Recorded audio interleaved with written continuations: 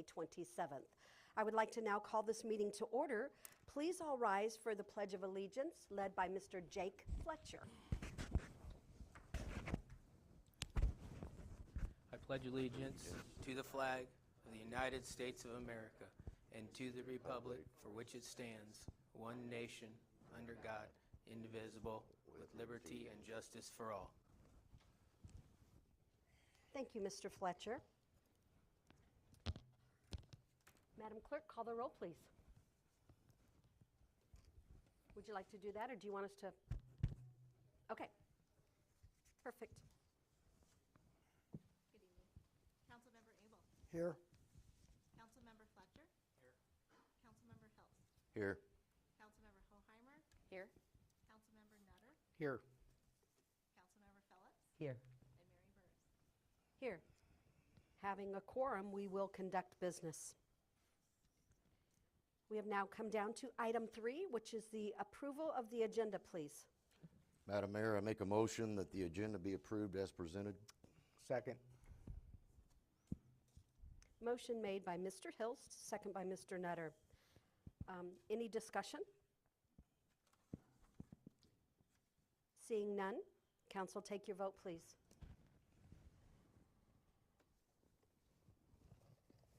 I believe. Here we go. Oh, there we go.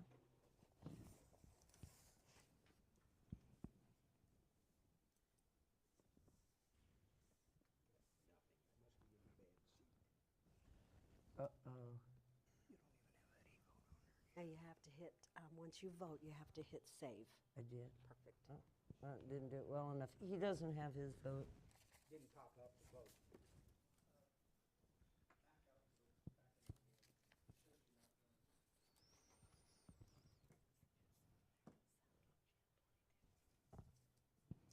Mr. It Dossi. saved before. Mr. I Dossi. don't know if it took it again. Okay. Hold on. There's no sound on 22.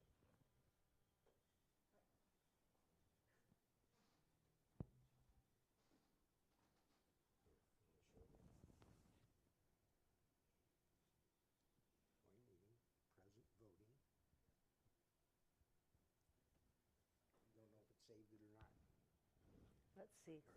They didn't know, right? Pardon me. But again, 22, channel 22. we'll try this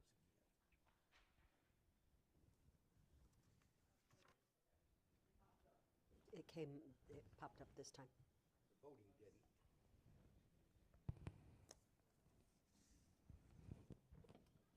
I guess Got it. Vote again? Yes. Okay. this is just for the approval of the agenda again. Motion passes 7-0.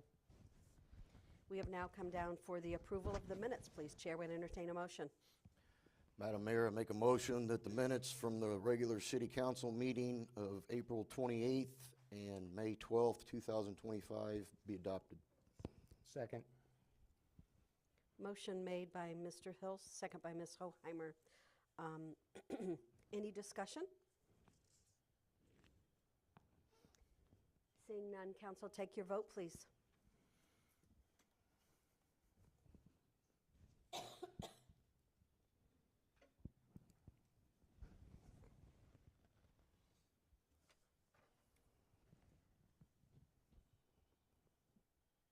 Motion passes 7-0. We have now come down to item 5, which is public input.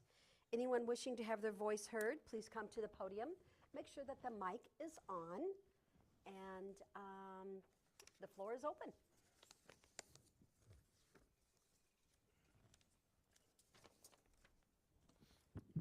Hey, good evening, Matthew Johnson. I'll stick to my notes tonight. It's better for everybody. I want to talk about something I brought up several years ago, kind of lack of project management at City Hall kind of thing. There's agenda items that are passed throughout the course of time, and they either fall into the abyss and nothing happens and whatnot, and I've got examples, you know, but they're passed on the grounds that we're going to move the city forward. It's like, well, we can't move forward unless we start finishing these projects. And one that comes up is the the House of Hope down here on Second Street, the lot we sold for $1, you know, is like, when are we gonna see a site plan to come before the council to get that project moving? Because I think it would probably been beneficial at this point to get some type of return on that investment. You'll never get a financial return, but maybe the community might get some type of return for just what that service would provide. You know, I mean, we're talking, it's just a building, for crying out loud, right?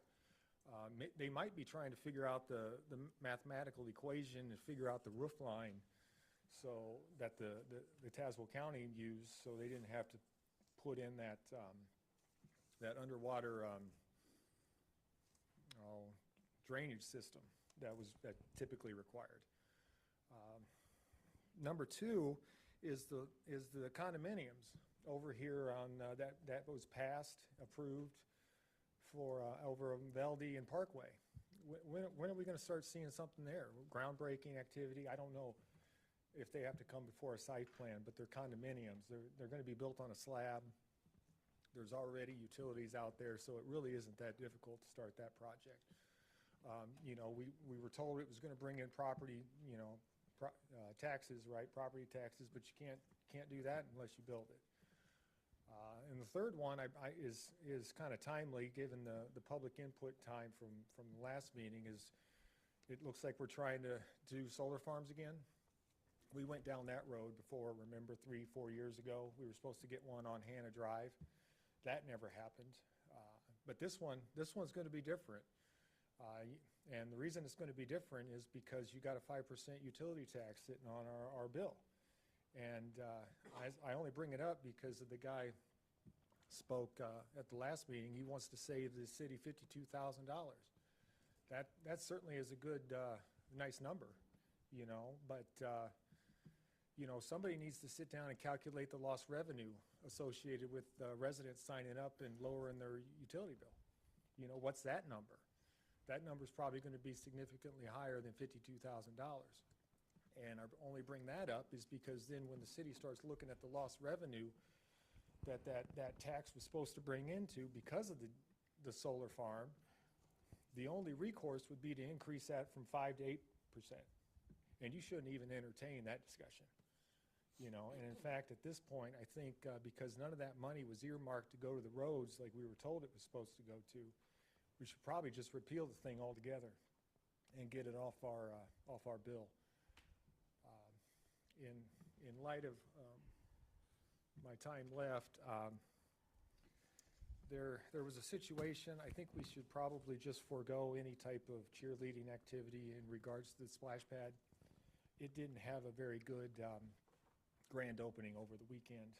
I don't know if you've caught wind of what happened on, I believe it was yesterday, but that kind of activity is unacceptable down there. And you can believe what you want on social media, but I just called the lady. I talked to her. She's a really nice lady, lives out of South Pekin. Her name's Mary Johnson, no relation. But yeah, she took her kids down there, and they are absolutely now petrified of that place. And I don't blame them, because it just kind of activity is unacceptable. So I think it's best to just let that cheerleading activity. We know it's open. It just didn't have a very good grand opening is all. Have a good night. Anyone else from the public?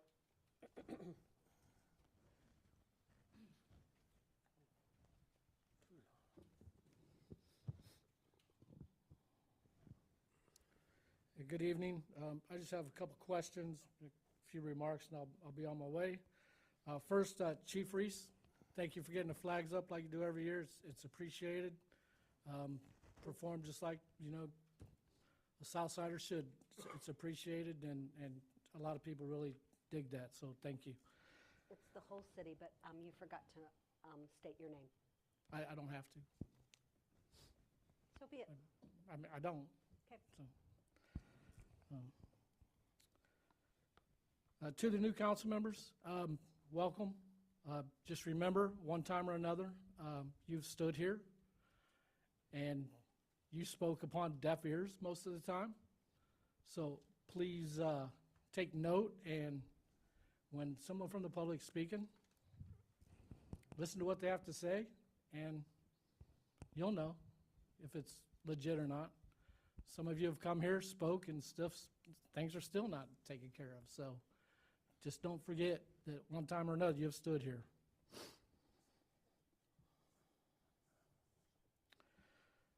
So the first question I have is, how much did Coffee with the Mayor cost the taxpayers of Pekin? I just would like to know how much that cost the taxpayers to have Coffee with the Mayor, held at Coffee Connection. I bought the I was coffee. I was going to write it down, but this paper and pencil's not here like I bought the they coffee. said. That's Personally. irrelevant. It's my time. Remember, I'll give you it's a few my more time. seconds. Appreciate the input there, though. Number two, it's getting warm out. People are out and about. It's time to start speaking about the ADA. I don't believe the consent decree has been approved by the courts yet. We haven't heard it has been. If it hasn't been, do we know when the court date is? And I would go to the last page of that. There's a list of items on that are supposed to be completed. Some of them are marked as completed. I would return to those to verify that they are completed, because some of them have not been completed and some have been ripped back out. And the last thing I want to say is no matter what anybody says, timesheets do matter. Okay? So look at the timesheets that you're getting from contractors, subcontractors, because they matter. That's all I have to say. Thank you.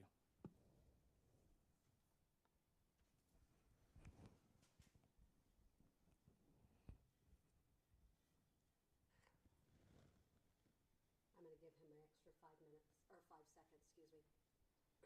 Anyone else from the public wishing to have their voice be heard?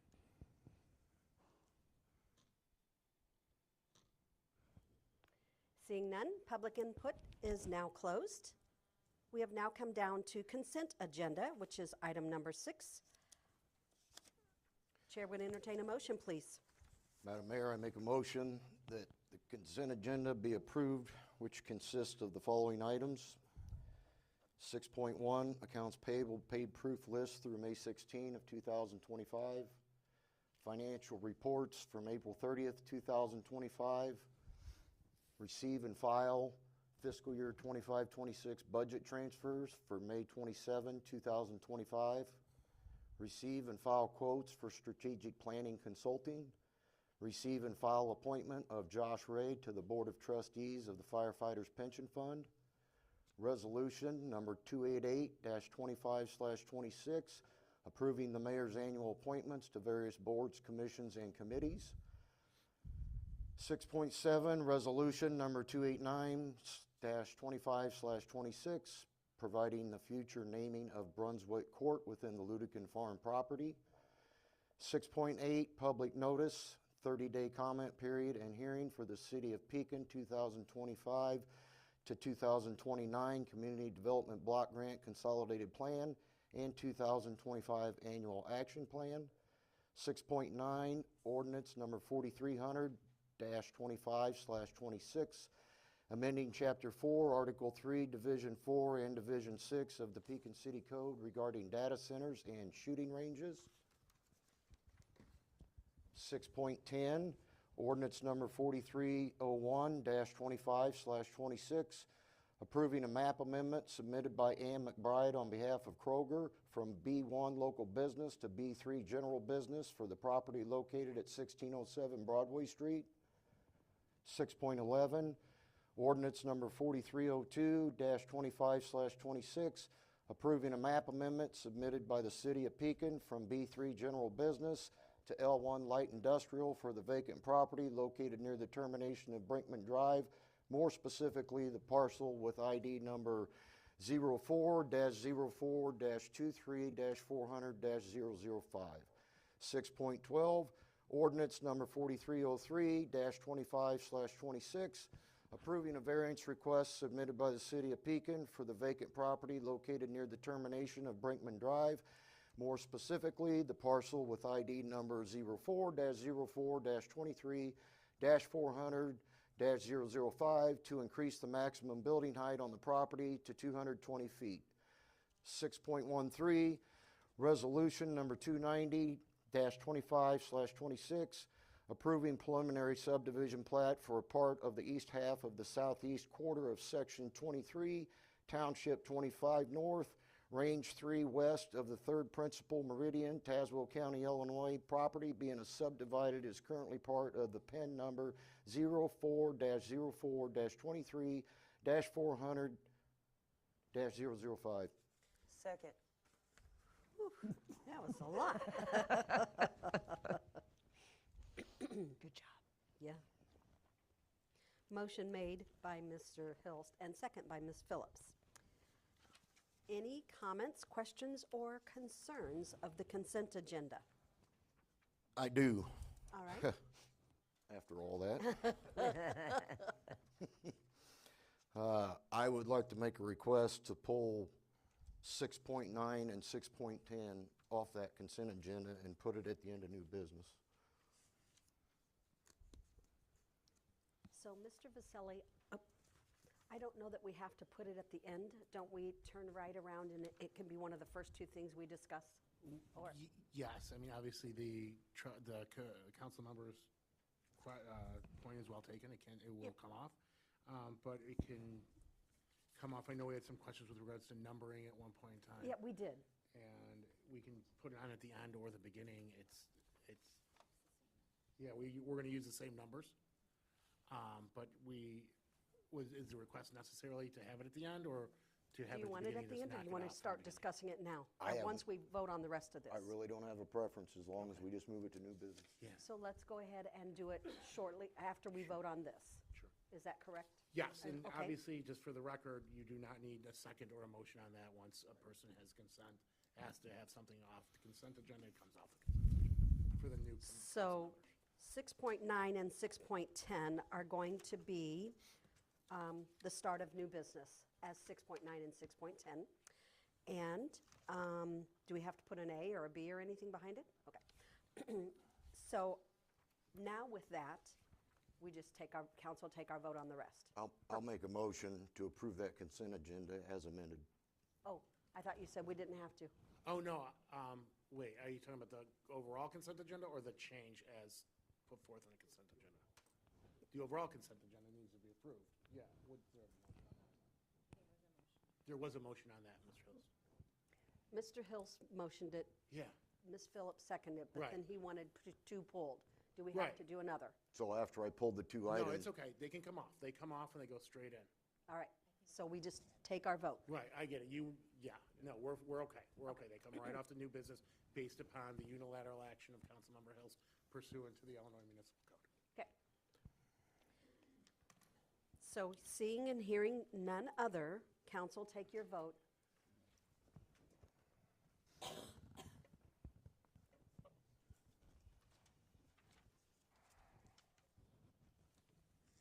Motion passes 7-0 as amended. We have now come down to item new business, and it is going to be item 6.9. Mr. Hilst, would you like to take this since you pulled this from consent? Sure. Okay.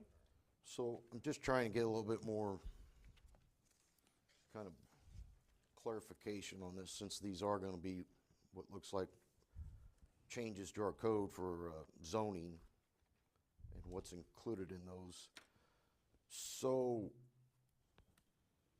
it shows that the data center and the shooting ranges, neither one really fell under any of our zoning districts, the way I understand this. So we've put in here a couple different zoning districts to add those to. How do we determine, so like for instance, if you put that shooting range and that data center in a B3 district, how do you determine which one is going to be considered a permissible use and which one's going to be considered a special use? And are you asking Mr. Dossi or Just to whoever it may Whomever. concern, whoever wants to answer that. And you're I'll going to turn defer it to Nick. I So assume so, yeah. the way we we wrote this, and again, we brought it before the zoning board, so data centers would be a principal use, permitted use. The shooting ranges would be a special use just because of the nature of it. Kind of site-specific as what would require a special use. But, I mean, so wouldn't the data center, since it doesn't exist anywhere, wouldn't that be kind of site-specific too? I'm just trying to figure out why one would be permissible and one would be a special use. I mean, a data center essentially, not all of them can be very large. They could just essentially look like an office-type building. Would fit in a B3. Okay. And so was there one zoning district in there then? No, so there's. No, I mean, was there one, I thought there was 3 different zoning districts for the shooting range. 2 were gonna be special use and 1 was gonna be permissible. So in the agricultural district, the indoor and outdoor shooting ranges would be a special use. The B3 data centers would be a permitted use. Indoor shooting ranges would be a special use within the B3. In the I1, data centers would be a permitted use, and indoor-outdoor shooting ranges would be a special use. So the shooting ranges are gonna be a special use, whatever district they're in. Yes. And whether it's indoor or outdoor. Correct. And there is federal law and state law as to requirements that would have to be followed as well, so. Okay. Okay, I think I'm good on that one as far as what I was asking, unless anybody else has something. Does anyone else, does anyone else have any comments or concerns? Okay, council, take your vote, please, on 6.9.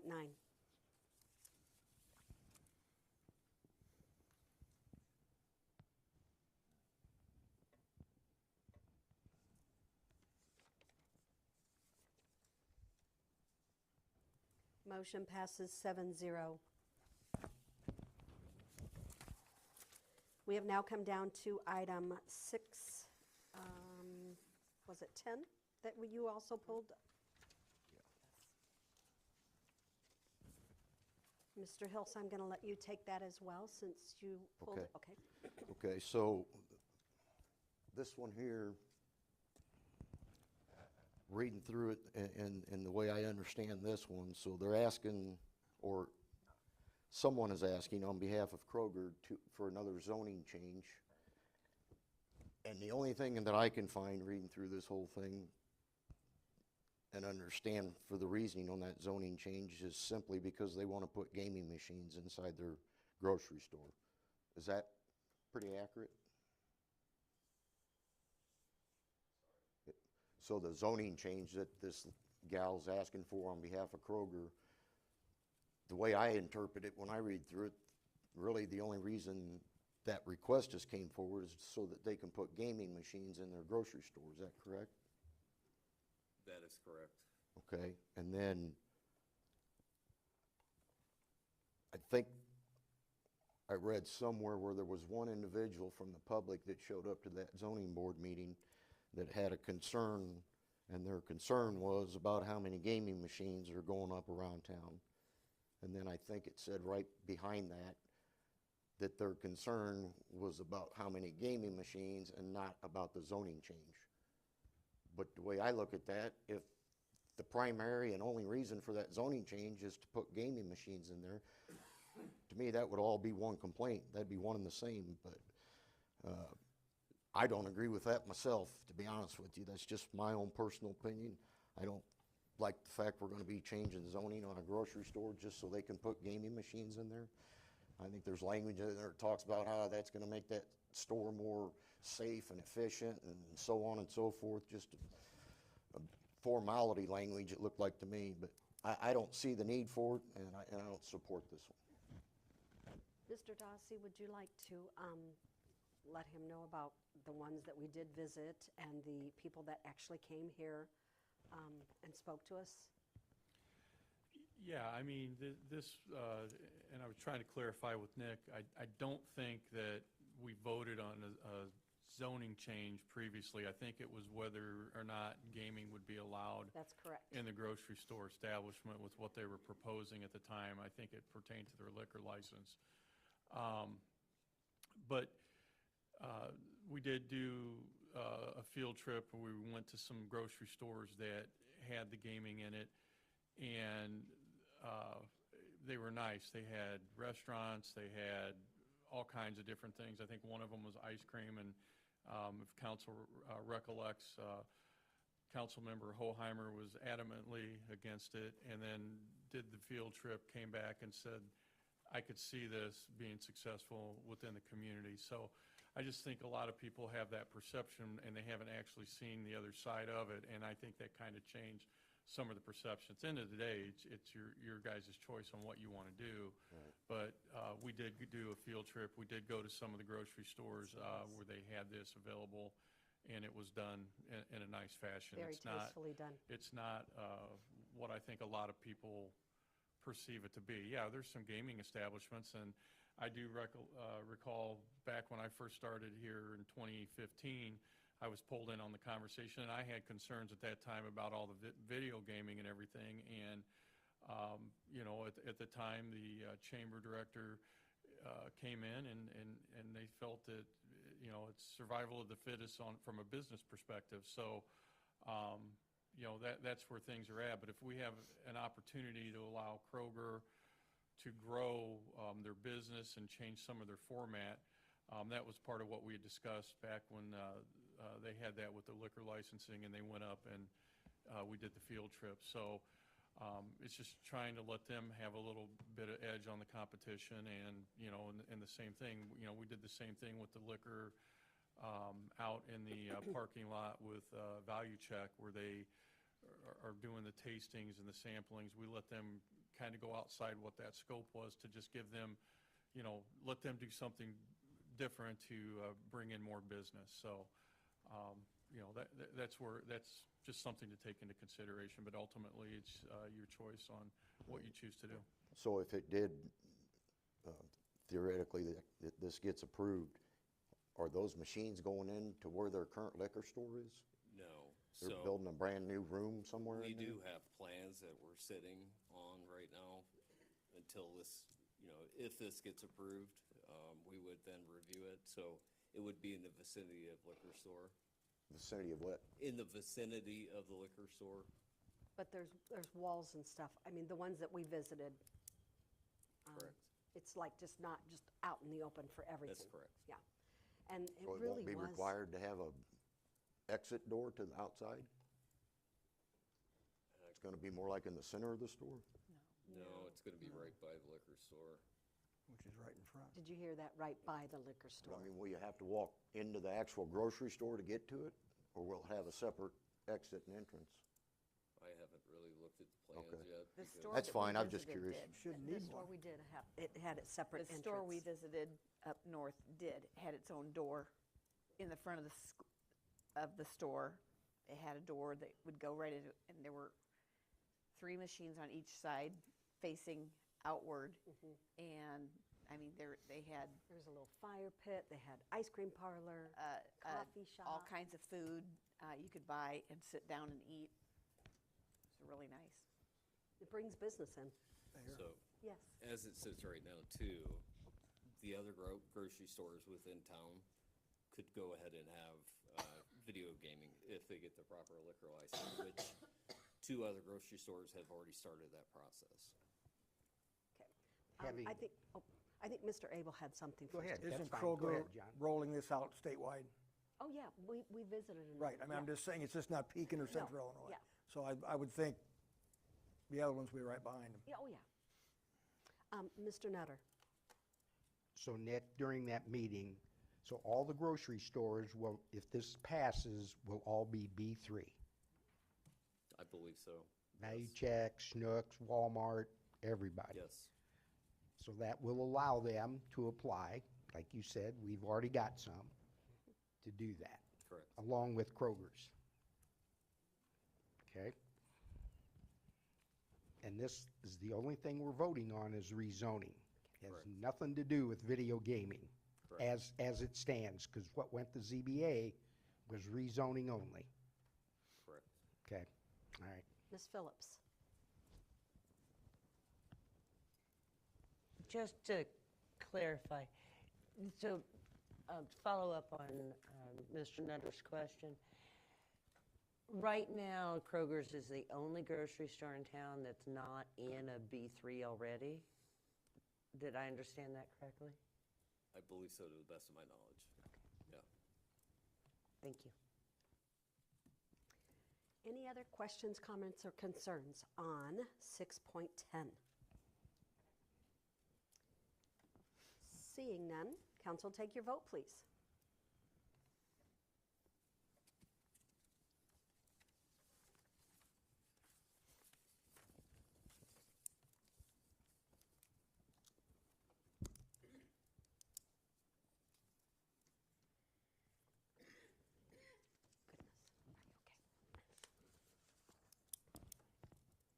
Did everybody vote? Because it's not popping up. Oh, 3.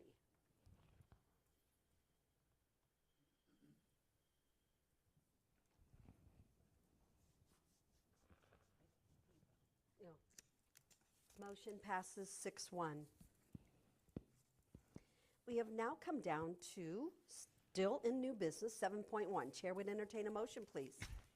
Madam Mayor, I move resolution number 291-25/26, approving final subdivision plat for a part of the east half of the southeast quarter of Section 23, Township 25 North, Range 3, west of the 3rd Principal Meridian, Tazewell County, Illinois. Property being subdivided is currently part of PIN 040423400005. Be approved. Second? Motion made by Mr. Nutter and second by Mr. Abel. Mr. Dossi. Thank you, Mayor. The purpose of this subdivision plat is to split the city-owned parcel for the sale of property to Illinois American Water for the construction of a new water tower. The plat has been reviewed and approved by the chief building official, Nick McQuett, as well as our contracted city engineer, Justin Reese. Staff is recommending approval. Okay. Was this, before I turn it over to council, was this, is it 5 acres? What exactly is it, or do we know yet? Just over 2 acres. Oh, 2, excuse me.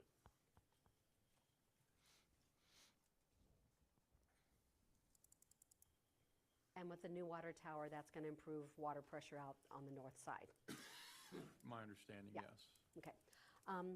Any questions from council? Concerns? Just one question. So is this the final action that needs to be taken so Illinois American Water can start on this project, or would we have something else in the works? Yeah, this is it. This is it. This is it. All right. So we'll look for the tower to be up next week. Thank you very much. Friday at the latest. Yeah. Seeing no other questions, council, take your vote, please.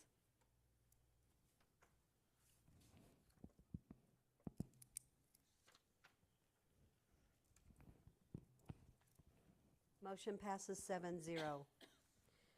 Chair would now entertain a motion for 7.2, please.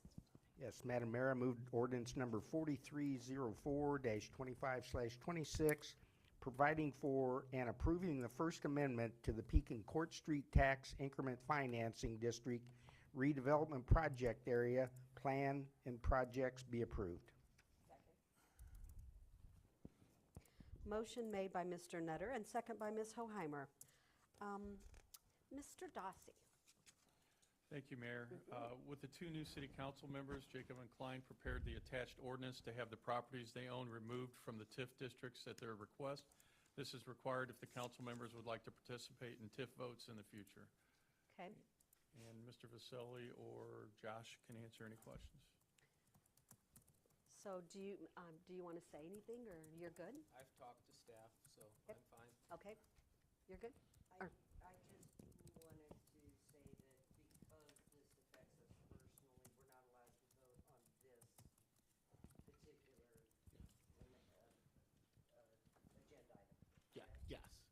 That's But correct. Did they not, they actually pulled their, Yeah, the Right. property is being extracted from the TIF to ensure compliance and to ensure ease of compliance.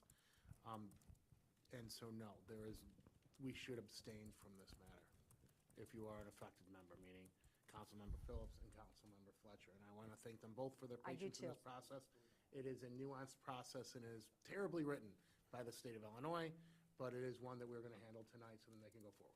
yeah, and we had to, they had to find every one of us where we lived and see the lines if we were all in a district or not, and we would have to abstain if we were as well, so, good? I've got a couple Sure. questions about that. Sure. But just to clarify, so Jake and Peg, you both did agree to pull your properties out of this? Okay. So with that being said, I don't have a problem with what's in front of us since they both agree. My question is, I don't understand why they had to. Because the way I read through that in the TIF Act, neither one of these council members were sitting up here when those TIF districts were created, so they had nothing to do with the creation of those or the planning of those or putting their property in them. Now they're sitting up here, and they do have property in a TIF district, but what we're voting on these redevelopment agreements, the couple that are on here tonight, don't have anything to do with either one of their properties. They're not benefiting from it financially. Their family members aren't benefiting from it. I don't understand why they should have to abstain from it. Yeah, I mean, the short answer is that's just the way the TIF Act is written, but, I mean, logically, you could also But say, to me, that could be interpreted a couple different ways because it says control or operate with a direct or indirect interest. They don't control, they don't have a direct or indirect interest on anything that they control or operate in that TIF district on what's being voted on tonight. well, sure, tonight, but I mean, in the future, we might vote to spend TIF money on a public infrastructure project that runs right in front of them, and that would be in the same case. I'm not even talking about the future. We were told they couldn't vote on what's on here tonight. That's also true, but again, that's the way the TIF Act is written, and both of our Jacob and Klein attorneys and Attorney Okay. Vasselli agree. Does that also include the residential TIF districts? It would include any, so because their property's in the Court Street TIF, it would include anything to do with the Court Street TIF. So it would not necessarily have to do with actions taken in other TIFs.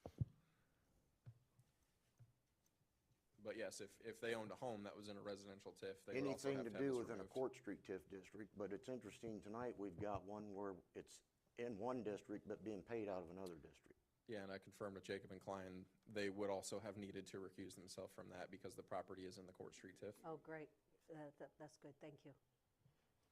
Well, I think we need to keep an eye on this for everyone then, because this is nothing that has ever came in front of the council before. And we've had somebody that sat up here in this council before, and if I'm not mistaken, even voted to create those residential TIF districts while they were living in one of them, and were voting on some of the redevelopment projects within that residential TIF district. And at no time did Jacob and Klein, or anyone else for that matter, ever make that individual recused from anything. So, Well- I don't have a problem with this tonight, since Peg and Jake have both agreed to it, I'm good with that, but I think we need to be fair across the board on this. Yeah, and I do have to say, I think that you have really cleaned up and brushed up our TIF.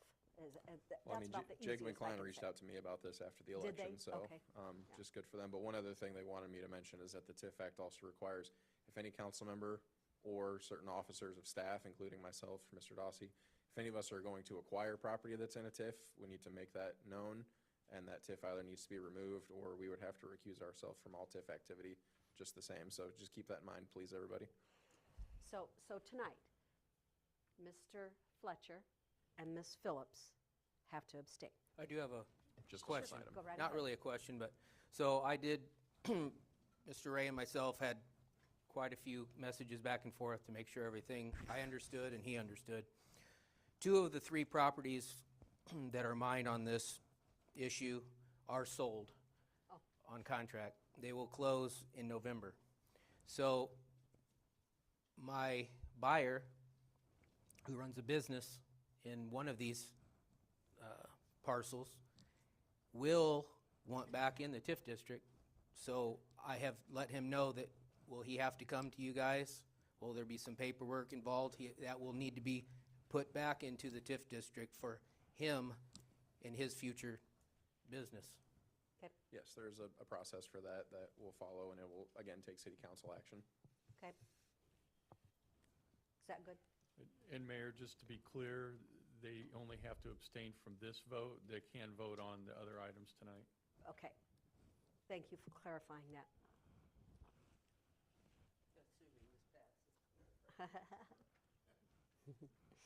So as a follow-up question, so once the property is sold, It's already sold, but once the contract is fulfilled, Mhm. it'll be in November. okay, so between now and November, that property is not going to be in a TIF. I let him know that. Okay. I stopped and saw my, And then in November, the process starts to put that property back in the TIF. Is that correct? That's correct. Okay. There's no waiting 60 days or 30. The no process chilling begins period, when it no. goes into someone else's name. That's correct. Yeah, yeah. It's got to be the deed, it tracks the deed, and I assume if, Yeah. Mr. Fletcher, you have not transferred a deed, correct? You're under contract. we're under contract. You haven't It closed. is recorded. Okay. But the deed has not been transferred until the final payment is made. Perfect. Yeah. Okay, thank Yeah. you. All Thank right. you, Mr. Fletcher.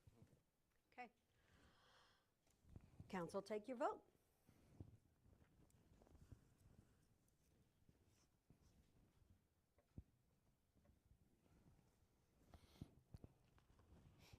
We're all good? Motion passes 5-2.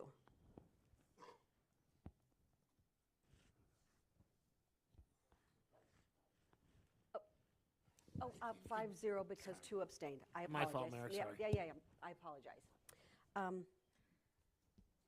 We have now come down to item 7.3. Chair would entertain a motion, please. Madam Mayor, I move resolution number 292-25/26, approving the fiscal year 26 Economic Development Program funding be approved. Second. Motion made by Mr. Nutter and second by Ms. Hoheimer. Mr. Dossi? Thank you, Mayor. I'm going to have Mr. Ray speak on this. Mr. Ray? Thank you, Mayor. During the budget process for FY '26, at the conceptual level, I talked with council about having some program funding for the different types of TIF programs that you all might want to allocate money towards, so that when I'm speaking with business owners, developers, whomever, I can be a little more intelligent in what I speak about what council has wanted to do for this year. So in the FY '26 budget, there's $400,000 across the TIF funds and BDD fund that could incentivize new types of projects. And again, staff would like to set, some program funding with council before opening up applications. We already did put out a call for projects, but they will not move forward if council doesn't want to go forward. So some of those things that were contemplated are, the standard kind of commercial building improvement program that's been done in the past, where folks can apply to make their buildings more occupiable or expand their business, make improvements. Those have typically been scored and given out, or not given out, but awarded, highest scoring first. A business assistance program that would be, again, to help with building improvements as required by the TIF Act or other TIF expenses. But it would be more, smaller grants, smaller projects, and really based on financial need. Because kind of the philosophy that I, ascribe to is we shouldn't be keeping businesses in business forever. It's not our job to make sure business turns a profit. We can do everything we can to help make that happen in the regulatory environment and all those kind of things. But at the end of the day, if the business isn't running well, it's not our job to keep it open. However, sometimes businesses just fall in hard times. Sometimes they've got a roof leak that they just can't fix, and maybe to keep them from going out of business, they need a small, $2,000 or $3,000 or $4,000 grant. So that's the idea for that kind of program. Also a demolition program. We've historically used some CDBG money for that. It's a very intense federal process to go through environmental reviews and everything needed. With TIF, we wouldn't have to do any of that, so those projects could go forward faster, along with the code enforcement process. The residential renovation program is a relatively new program policy that was set by council earlier this spring. It's not been funded yet, but tonight it could be. Again, it would be incentivizing renovations of vacant, dilapidated houses, preferentially for owner-occupied, could also be for rental. And then that's just to help create that kind of missing middle housing, you know, affordable type housing. A couple other programs in there, you know, an investment program, basically where we know there's going to be an ROI. That'd be your more traditional, you know, there's a loan with strings, and if they don't pay it back, you know, if they don't get the incentives, if they don't create the new taxes, if they don't create the new jobs, they have to pay it back, kind of thing. So the Economic Development Advisory Committee discussed these programs and recommended funding, as you see in the packet, across, you know, multiple segments of development: small business, large business, business retention, business attraction, so that we could spread that money around a little bit.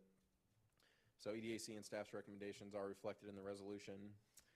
That would be $100,000 towards the Commercial Building Improvement Program, $50,000 towards the Business Assistance Program, $50,000 towards the Demolition Program, $100,000 towards Residential Renovation Program, and $100,000 towards that investment program.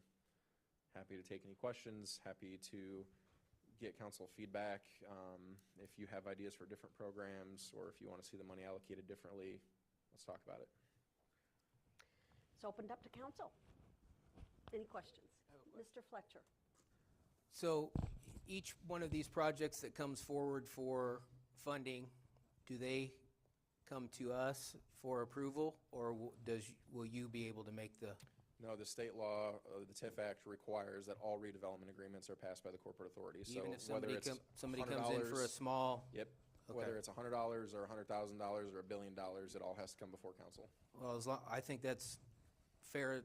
That way, 7 of us can decide whether it was a, you know, positive for the community and instead of positive for one person. So, Great. thank you. Mr. Abel? Just glad to see we got some demolition money in there, because I'm still hearing people that they got a house in their neighborhood that boarded up or tracks kids, drug activity, so I'm glad we're hopefully getting rid of those and helping the neighbors have a less of an eyesore in their neighborhood. Excellent. Mr. Hilst? Thank you.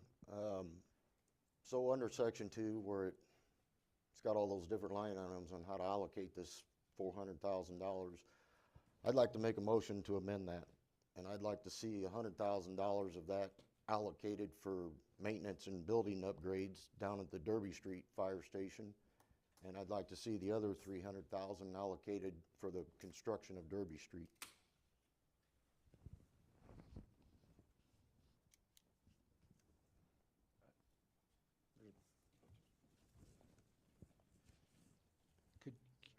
Fire Could you chief, read those Do you have numbers? anything to say? No. Could you read those numbers again? I was just wondering if the chief had something to say, since he mentioned about the firehouse. Fire station, 300,000 from Derby Street.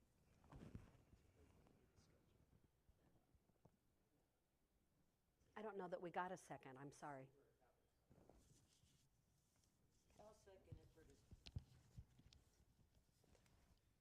I don't think yours is I'll quite- second it for discussion purposes.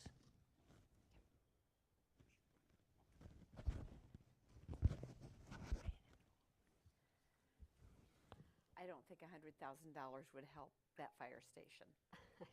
I agree. It's got, when you walk in, it smells like sewage. I don't think there's any fixing it. And I don't know how the firefighters can even tolerate being in there. I can't imagine. I mean, I was in there for a half an hour and was like, people sleep here? So Councilmember Hoheimer, we did, in conjunction with Public Works staff and the fire chief, include in the budget a total of, I believe, $500,000 for renovation of fire stations, presumably the Derby Street Fire Station. That is in Capital Projects Fund, General Fund, and I think one of the TIF funds as well. So there's $500,000 already in the budget for that purpose. Of course, any project would be approved by council first, but that's, you know, this would add to that $500,000 if approved. And then what was the other portion that you made, Derby Street, for what on Derby Street? For the construction of it. The continuing construction? Yeah, there's no funds budgeted for Derby Street construction in the current budget. That could certainly be you know, if the project actually doesn't go forward this year, that would just be unspent and go to the fund balance and be re-budgeted in a future year.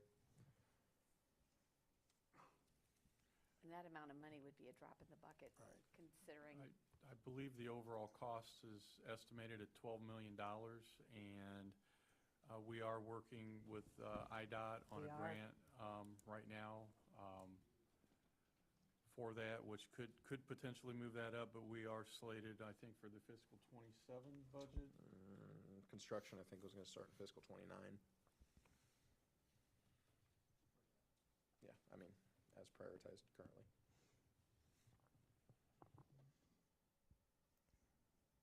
Okay. So, but IDOT has not set any kind of funding yet.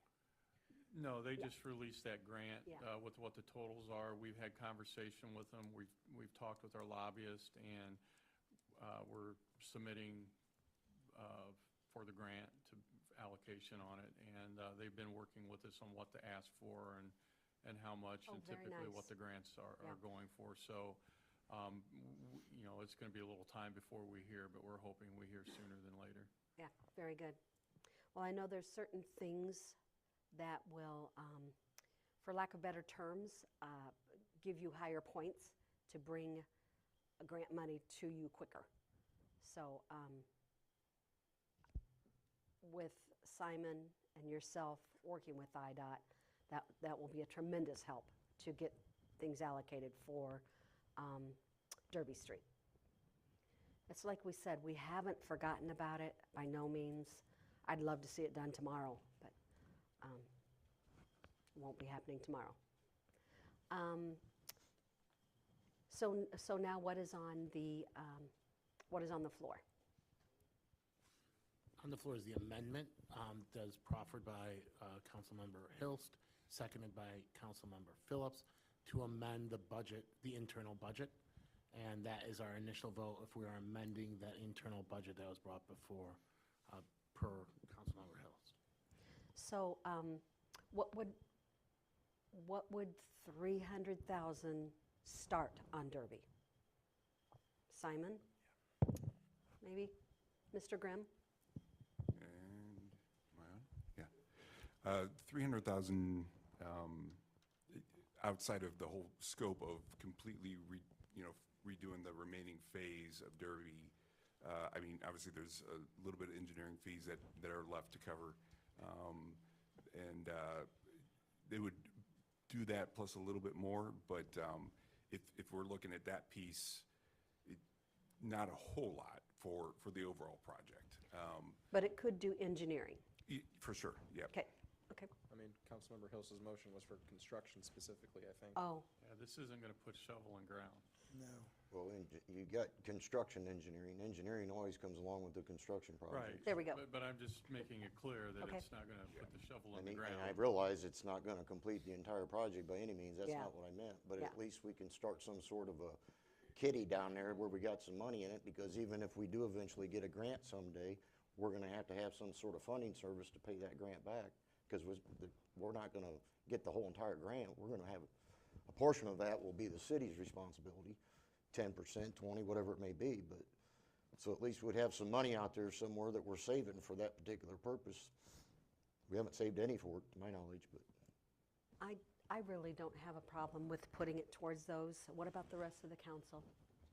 I'd rather see it go toward demolition of some of these eyesores in these neighborhoods that people have been looking at for year after year after year.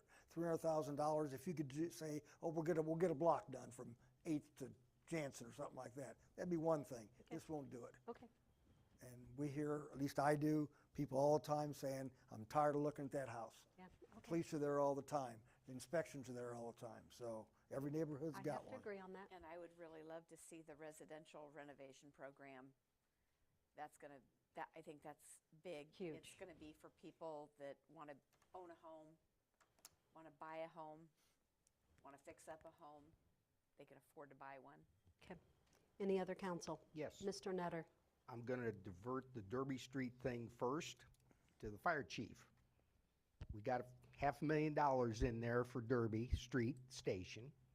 Is that just for the Derby Street?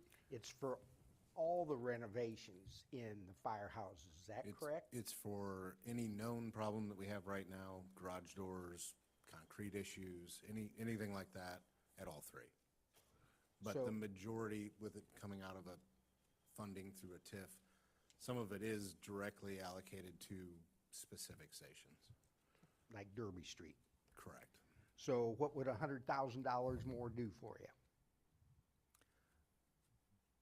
Just to give you an idea, we're trying to figure out how much concrete out front of that station would be because it's dangerous.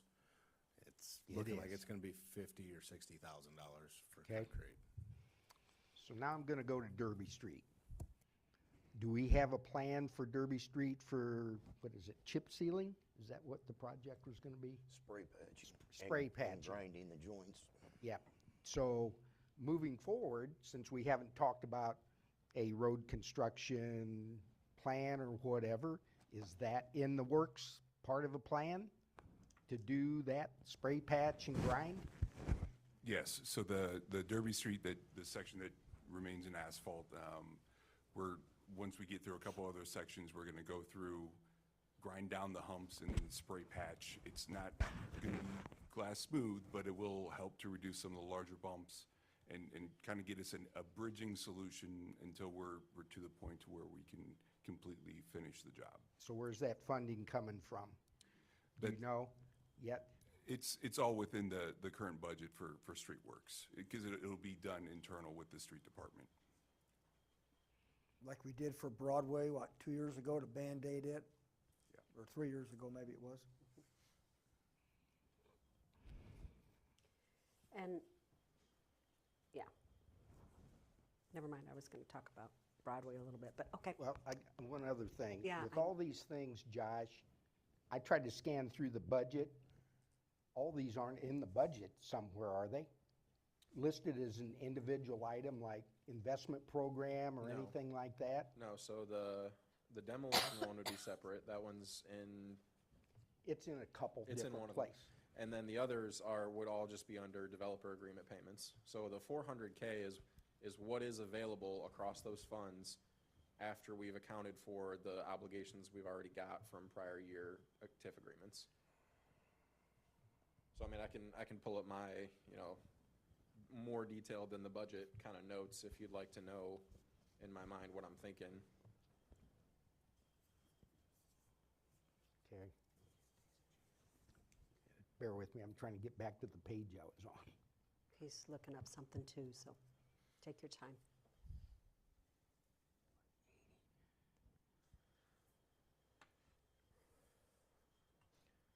So, I mean, just as an example, Mr. Nutter, in the BDD, there's $200,000 in the line item for developer agreement payments, and half of that would be going into these programs, because the other half has been obligated for the downtown cannabis dispensary agreement. So, that's just an example. So, I mean, I'm happy to go through that kind of discussion if you like. Well, I guess my bottom question is, we're gonna have to modify, is this gonna be a budget adjustment? I don't think so. I mean, the only challenge is that you don't necessarily know where the projects are gonna be when you're doing budgeting. And so, if the Court Street TIF touches all the other TIFs, so if it's Court Street money, you legally can use it in any other TIF if the project happens to be there. But if it's Southern Industrial Park money, you can only use it in the Southern Industrial Park or the Court TIF. So generally, I think we'll be fine and not have to do a budget amendment, but I won't say it's impossible because the projects might just fall such that it's necessary, but I don't think so. Okay, thank you. That's all? Mr. Nutter? Yeah, good. Any other council? So, we are voting on, a no would be to not change, a yes would be to change 100 for the fire station and 300,000 for Derby. That would be a yes vote. Okay. Any other questions from council? Council, take your vote, please.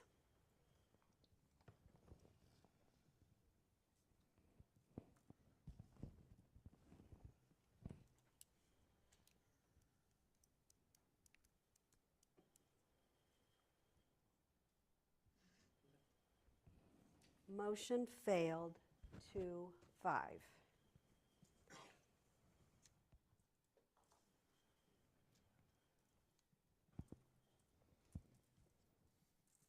So that just wasn't an amendment. That was It failed, so The it's the amendment original failed, one. so we're back to the original approval. Absolutely correct, Madam Mayor. So we now have to vote on the original. That's correct. Okay. Any other questions or comments to vote on the original that Mr. Ray presented to us? Council, take your vote, please.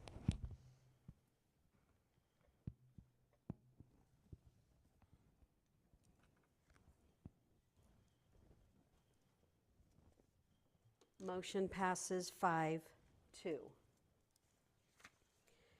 Chair would now entertain a motion for 7.4, please. Madam Mayor, I move that ordinance number 4305-25/26 approving and authorizing the execution of a Southern Industrial Park Conservation Area Tax Increment Financing District Redevelopment Agreement by and between the City of Pekin and Dan Steinbach under the Residential Renovation Program be approved. Second? Motion made by Ms. Hoheimer and second by Mr. Abel. Mr. Dossi, once again. Thank you, Mayor. Dan Steinbach has applied for TIF incentives under the TIF Residential Renovation Program approved by City Council, aimed at creating more affordable housing options and reducing blight in the community. The house currently on the property is vacant and dilapidated. This will be Mr. Steinbach's primary residence, so he is eligible for up to $50,000 or 50% of TIF-eligible project costs. Per the program policy, if the property is sold within 5 years after incentives have been paid under this program, the city shall be owed a share of the sale profit equal to the share of eligible project expenses paid by the city, capped at the amount of incentive paid for the project. The property also cannot be converted to a rental property or non-residential use for 5 years following the grant. A memorandum to this effect shall be recorded against the property by the city at the expense of the developer. This will be the city's first TIF agreement under the TIF Residential Renovation Program, so the program policy is attached for reference. And Mr. Ray is available for further questions. Council, any questions, comments, or concerns? Mr. Fletcher? Okay, so in order for him to receive the full amount of $50,000, he would have to prove spending $100,000, is that correct? Correct. Okay. I really don't like the language here about if the property is sold within 5 years. Who tracks that? Is there a spreadsheet of what we've done, other TIF projects that we check up on to see if stuff's, now I understand when we give these loans or these forgivable loans where the person gets his roof fixed, they bring in the receipts before they get paid. I'm good with all that. This here, somebody's going to have to create a way to make sure this guy's living in the house, A, make sure that he's still living in the house in 5 years. And I don't like where it says if he decides to sell it, we're going to recoup based on profit equals share. As far as I'm concerned, if this is made and he is not in there in 5 years, at any point that house is sold, he should pay back the total amount. That's where I'm at on that. Mr. Fletcher, just as far as the tracking, I'll speak to that. It states in here a memorandum will be recorded, so it'd be recorded with the deed on the property. That's the policy. So, if Josh wants to speak to the your rest. point's fair. I don't mean to interrupt you, but how will you track a contract for deed sale? Well, once the property is sold, the title company has their duty to do a title search on the property, and this would come up. Right, so he moves somebody in year 2 and collects and the somebody money else for is the living sale there. that's Yeah. going to stop at the 61st month. Yeah, no, I mean, your point's taken that somebody's going to have to track that he's I've been in this living there. business, and there's things that have to be watched. Yeah. And I'd like some kind of, other than, like you said, it's going to be recorded, I understand that. There's a lot of ways around that. You can rent it to somebody, you can rent it to your brother. Hey, don't say anything. I'm getting at. I'm not accusing anybody of anything. I'm just watching the taxpayers' money. And if we go through with this, I'd like to see it checked on. And if it does get sold before the 5 years, I would like all of the money, 100% returned to the city. Thank you. Any other council? I do. Mr. Hilst? Okay, so first of all, has the city verified that Mr. Steinbach is the owner of this property? I don't, Dan, you're here. Have you closed on the property yet? Yeah. Well, I have not verified he's closed on the property, but Well, we'll certainly do that before we pay anything. The He's reason gonna I'm have to asking is show his because I proof. tried to do that myself, and when you pull up any of the sales or tax information on that property, a screen pops up and says that all that information has been intentionally removed. Sure. And I've You- never anybody can seen do that. that. I don't know what that's about, but, so, Yeah, anybody can do that for their property. and what's the reason behind that? Law enforcement does it. Judges? Okay. I mean, it doesn't matter. He's, we'll have to verify it before we pay him anything, just like we do anybody else. We do have the ability to see what the public can't. Yeah. Okay. I think to Jake's point, I think we've got some language in there after I reread through that. Maybe somebody can correct me on that, but I think there's something in there that states if this is a owner-occupied project, whoever the individual is doing the project gets the $50,000. If at any time during that 5 years they turn that into anything else, they have to pay that $50,000 back, correct? That's correct. The only other Does provision is that that if they... include selling the property? No, the only other provision is that if they sell the property for a different owner-occupied user, we do a profit share. That's the policy that council approved earlier this spring. Okay, and this is one where we've got a property in one TIF district and we're paying for it out of another one? Yeah, so this property is located close to the border of the Court Street TIF and the Southern Industrial Park TIF. It is in the Court Street TIF, but as I was kind of speaking to Mr. Nutter in the last item, there's $100,000 in the city's budget in the Southern Industrial Park TIF, which can be spent in the Court TIF since they're adjacent. So taking the advantage of the opportunity to use that money in this project. Right, but then what if something comes up in the rest of this fiscal year in the South Side TIF district? Now we don't have that money because we pushed that over to another one. Well, there'd still be $50,000 available in the Southern Industrial Park TIF, or we could use Court Street TIF dollars at that point. I just thought it would probably be more likely that projects happen in, a different TIF, and the Southern Industrial Park only touches one, so it's easier to move the money one direction than the other, but there will still be an opportunity for at least one more project on either side. I mean, this is probably only, the amount of funding that's approved is probably only gonna do 2, maybe 3 projects anyway. Right, so towards the end of all this information, it's got some definitions in there for developer and things of that nature, but I don't see one in there for primary residence. What do we consider somebody's primary residence? I guess we would, Attorney Vasselli, I don't know if you know off the top of your head how the property taxes work for that, if they can claim owner-occupied exemption. Primary residence is if you have a owner-occupied. If you do not have an owner-occupied, then that is not considered your primary residence. A perfect example is if you own a home and you live in it and you occupy it, that is your primary residence. If you have rental property, you cannot get that owner-occupied on that rental property.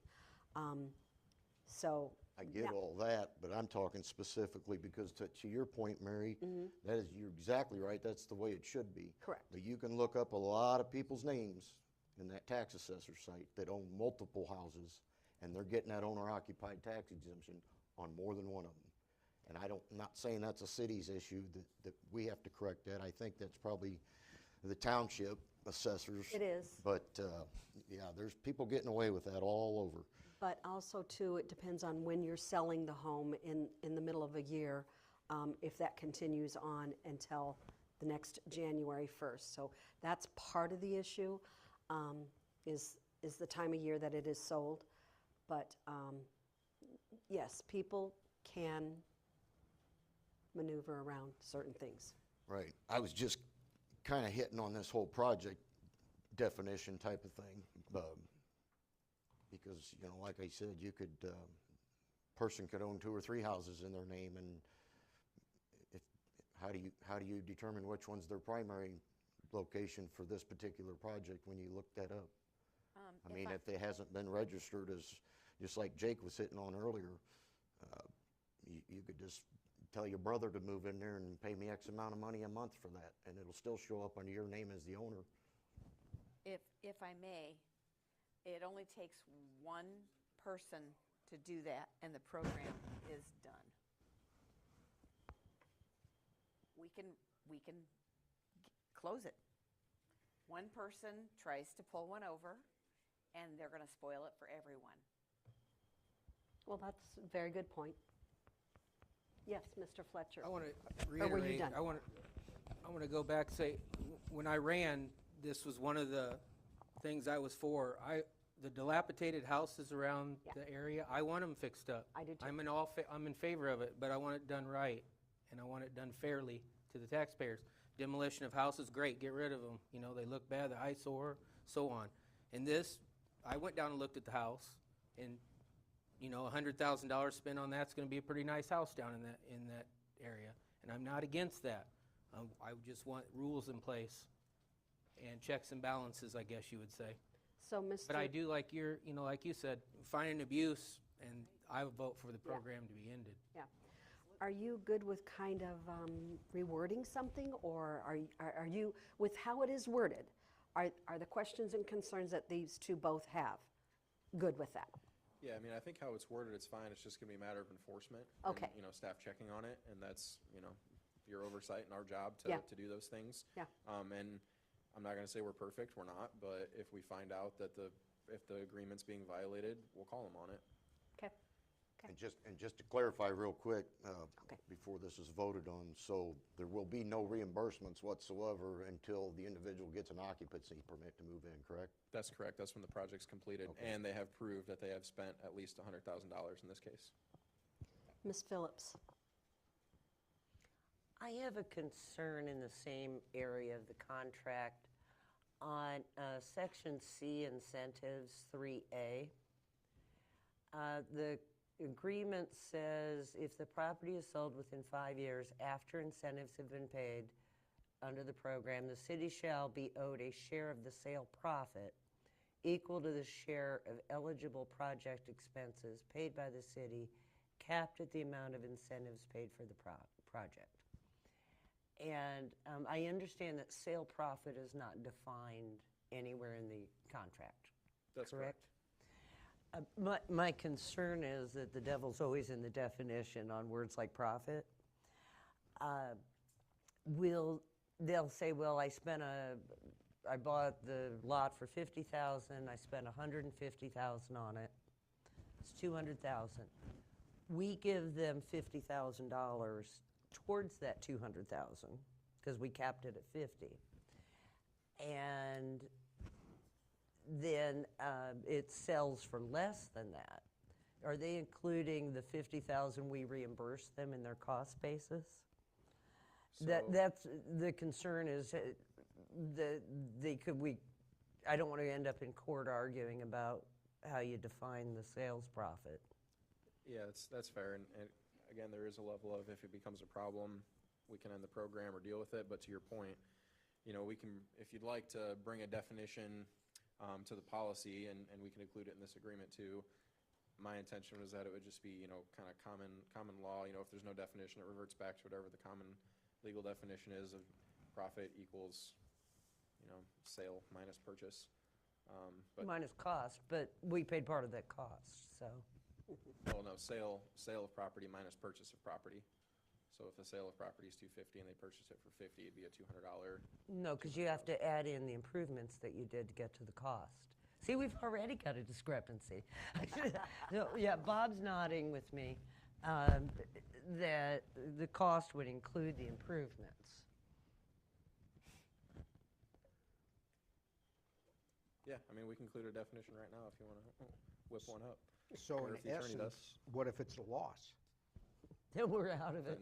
Then we're nobody's- SOL, right? Nobody's We're- making any money, yeah. You get nothing. But the whole point is that it created an affordable house for the community for somebody to live in. Yeah. Which is the general purpose of this whole program.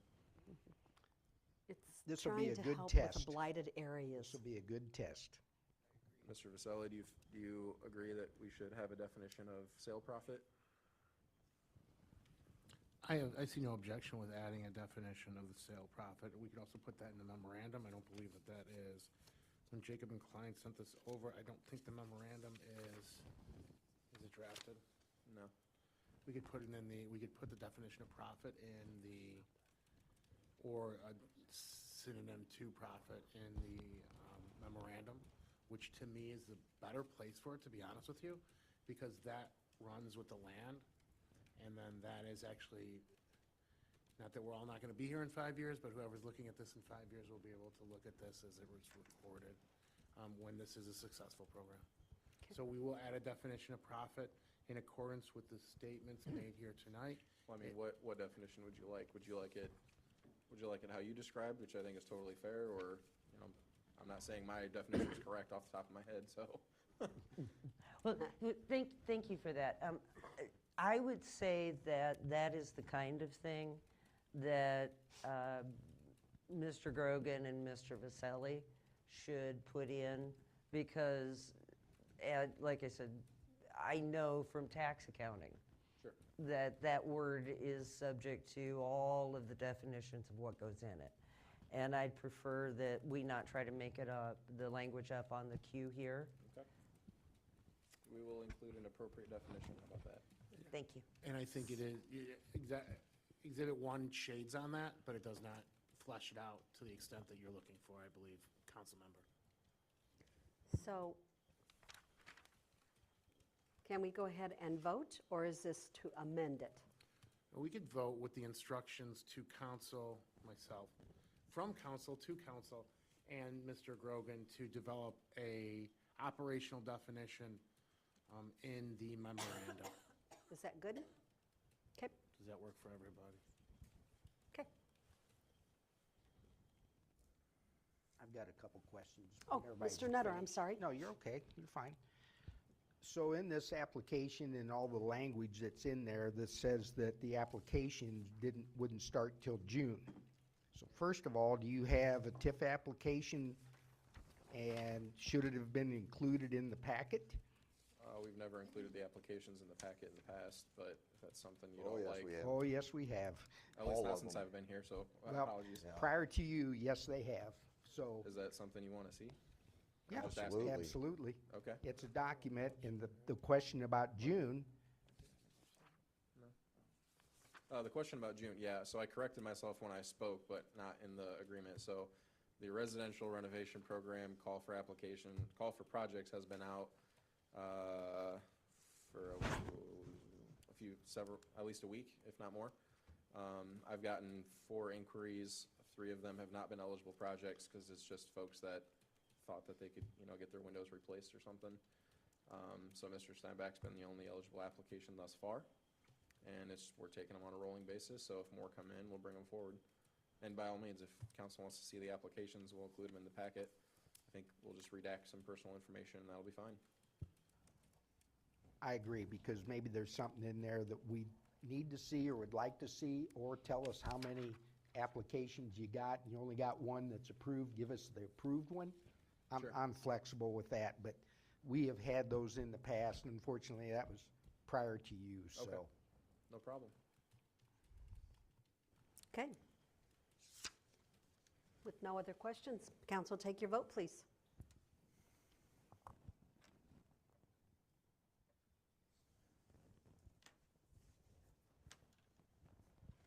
Motion passes 6-1. Chair would now entertain a motion for 7.5, please. Madam Mayor, I move that ordinance number 4306-25/26 approving and authorizing the execution of a Pekin Court Street Tax Increment Financing District redevelopment agreement by and between the City of Pekin and Estes 3 LLC DBA E3 Collision be approved. Second? Motion made by Ms. Hoheimer and second by Mr. Abel. Once again, Mr. Dossi. Thank you, Mayor. E3 Collision has purchased the property at 215 North 3rd Street and has been building a new auto body shop.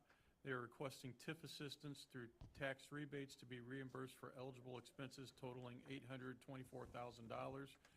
No money would be paid from a TIF fund as a grant or loan.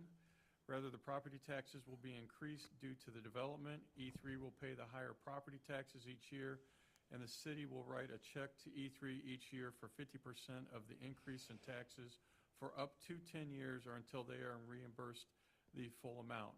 For example, the 2024 taxes for the property are about $1,500. If the new assessment brings the taxes to $15,000 for tax year 2025, the city would reimburse E3 approximately $6,750 in the spring, summer of 2026 after E3 has paid their full property tax bill, and that process would be repeated for up to 10 years. This has been a significant and impactful project to the TIF district, and Mr. Ray is available for further questions. Any questions for Mr. Ray? Yes. Mr. Hilst? Well,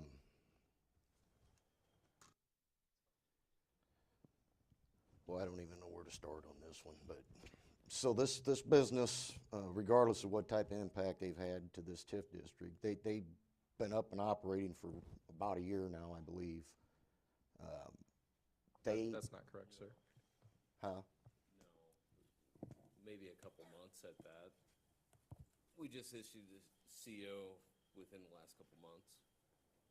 Well, this got approved by council about 14 months ago, That was didn't it? special use. Special use was approved. Okay, but when it was approved, 14 months, however long ago, by, nothing ever came to us since then that I'm aware of. So my point is, they didn't ask for any incentives when they bought this property and put that building up, ever. And now they're coming back to us. It looks to me like a lot of this language that I read through in here has all been kind of combined and copy and pasted between our regular TIF districts and our residential TIF districts. Talks a lot in here about eligible project costs, project expenses, but then it also talks about property tax reimbursement. I'm not aware of any TIF agreements that we've ever entered into. I thought the whole percentage of property tax reimbursement was for these people buying lots and building new houses on them, not for commercial buildings. That's where this $824,000 number is coming from in here, is the dollar amount for eligible project expense and costs. Well, you're never going to meet that with this tax reimbursement. And I question that because it shows like $636,000 for land acquisition in here. But when you look it up, it shows they paid $40,000 for that lot. I mean, that's a big difference. And it just appears to me that they've realized that their property taxes are going to start going up and they're going to get reassessed. And now they want the city to start paying 50% of the increase of those back to them when they never asked for any of that for the project. The project's completed. They've acquired the land, they've built the building, they're open and operating their business. Now they want to come back and ask for all this, and I have a big problem with that. And I think you may be setting a precedent if this does get approved. What about La Fiesta out there? They're still paying taxes on an empty lot out too. What if they decide they want to come back to the city and now all of a sudden they get reassessed and their taxes go skyrocket? Well, if you give it to these people, how are you going to deny anybody else that comes back and wants it? There's just a lot of things in here that really raise red flags and really stink to me. I don't like it at all. Not that the business hasn't been positive for what they did down there, but to come back after the fact and now want all this money. Also, a real quick question, it states at the very beginning of this, under description, something about this would repeat for 10 years in a row, but then when you go down under incentives, it says it would repeat until the end, the expiration of the TIF district, which would be at the minimum 20 years if it doesn't ever get extended again. So that's a big difference too, between 10 and 20 years. I don't know, I just think that, you know, that's part of the whole reasoning for these TIF projects is to increase, you know, the property taxes in these blighted areas, and then you get that increase, and then you just turn around and hand it right back to those people. You're not gaining anything out of it, especially if you're giving it back to them for 20 years. I just don't like the fact they're coming back to us after the fact when they didn't ask for anything up front, and they already completed the project, so. Josh, is the law on their side to do that? Yeah, I Do you wanna- have to come right off when you start the project, or can you wait? No, short answer is they're not required to do it at the start, but I would like to just kind of speak to this concept, because I think it's important. First of all, that is a mistake. It's supposed to be just for 10 years, and so I would actually ask if this is approved, that we change that language in section C1 to read for 10 years, not the life of the TIF. Must have been a miscommunication between myself and Jacob McLean. As long as they incurred the expenses after the TIF district was established without some kind of inducement resolution beforehand, but generally, as soon as the TIF is established, any expense thereafter is eligible under the TIF Act. However, I think it would be perfectly reasonable if the council would only like to do projects at incentives at the start of projects, or, you know, within X time frame of commencement, not, you know, a year later. I don't gatekeep projects. Like, if people send me applications and they meet the criteria and everything, I'll generally bring them forward. But if that's you know, even if it's just an informal policy you'd all like to kind of give me feedback on, I will not bring a project like this forward then. I will also want to say, for full transparency, they did approach us at the start of their construction project and ask about incentives. I think they fully intend to submit everything, but I didn't get an application from them until, I think, you know, maybe 45 days ago, 30 days ago. So take that for what it's worth. They did have the conversation up front, but didn't get the paperwork till now. But Do you have something else? if we turn them down tonight, can they come back on us legally? No, it's always council's discretion whether to allow these RDAs to move forward or not. So no, there's no requirement to do it at all. That's my whole point, John, and this isn't the only one. We've had several since we've been sitting up here. And they'll throw language in here and say that unless for the incentives that they're gonna get from the city, that the project won't move forward. The project's completed. What do you mean it's not gonna move forward? Now you're still asking for, the incentives are not gonna dictate whether that project moves forward, because they're already open and operating. Okay. And that's just how I look at And that. I struggle with $824,000. That's a, Yeah, my That's a opinion, they're ridiculous never amount gonna of get money. there over 10 years, but that's the I mean, maximum. they that literally moved next door. They didn't even have to move anywhere. They just went from one building to next door and built a brand-new building. Right. Mr. Fletcher, Yeah, did you so want my- to say something? Yes, thank you. So my thing on this is not so much, the TIF. Okay, so one of the biggest problems we have in the city is the fire and pension debt, okay?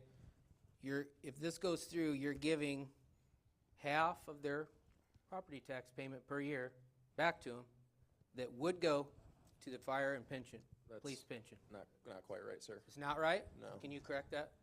Yeah, so and you're not alone in having that conception. So the way the levy math and TIF math work is you levy for, say, $4 million. Right. To fund pensions. You get all $4 million. Right. If you got rid of all the TIFs tomorrow, you'd get $4 million.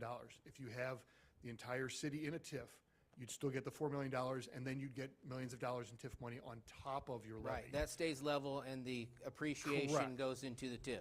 The only way you're denying the pensions, your levy stuff, is by not increasing your levy, or So- not just adding more to your levy. Okay, so you say their property tax is $1,500. Yes. Okay, is that the level that this is gonna stay at when they claim that they have an $824,000? It gets reassessed at $15,000. So the Right. TIF district is going to get that money between $1,500 and $15,000. Correct. And we're not diverting any of that to the police and fire. But we, absent this agreement, Mm-hmm. you wouldn't have that money. Let's say we don't have this agreement at all with them, but their TIF costs go up, right? Their taxes go up. Right. No extra money is going to go to the pension funds. Just the base amount that's Just frozen? the base amount that's based on the $4 million that you're levying in the first place. Okay. It truly is That icing on helps. top of the cake. Yep, thank you. Mr. Nutter? I challenge this for the fact that, like Rick says, the price on the records show they paid $40,000 for this property. And they list $636,000 as their eligible expense. Has anybody ever questioned those numbers? Does Jacob and Klein? No, but again, before we pay them anything, they have to show us the expense and the check that they paid the expense with. Those have to match up. That's how we know how much they've actually spent. So let's I couldn't tell you why they put 636 down if they only paid 45, but if they come in and it only shows 45, that's all they would get credit for, not the whole thing. Okay, so I'm gonna do Bob Grogan's simple math. 824,000 divided by 10 is $82,400 a year. Right.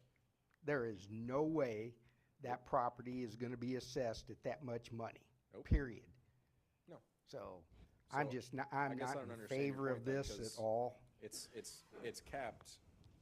It's capped at 10 years, and so whatever Yeah. the increment is, doesn't matter, whatever it is. Well, but I thought it said in there up to reimbursing them 824,000. Yeah, but if they only get $5,000 a year back for 10 years, then they only get 50 out of that 824. That's how it's written.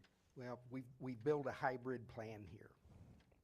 That's what it is. It's a hybrid, taking the TIF thing, adding 50% for the residential side. Like Mr. Hill says, that's never been approved. We're just gonna do something different. I'm not in It's very similar favor. to what council approved for Fif- Jeff Horniker's 50% in the residential TIFs to reimburse for their land purchase. So now we're doing 50% on a total project. The council approved a very similar agreement for Jeff Horniker last year. And what's he built? Nothing. Can't force him. We can I only know. try to incentivize him. I'm He is just he is expressing my talking with opinion. engineers. But I mean, the point is, it's not new. I mean, this has come before Yeah, council before. that's considered commercial? What he's gonna build? No, it's considered, I thought, residential. Yeah, I guess I just don't understand why it matters. $800,000 matters, so. I'm done with this one, thank you. Ms. Phillips? So, my big concern with this is apparently they already did the project. Yeah. So it's not really an incentive, it's more of an appreciation? It is, they talked about it with me a year ago, and I got the application 30 days ago. Okay.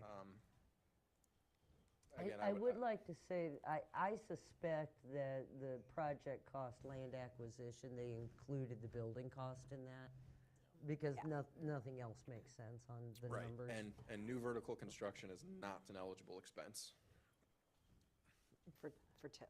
Oh, so that does make it interesting why the land acquisition doesn't match up.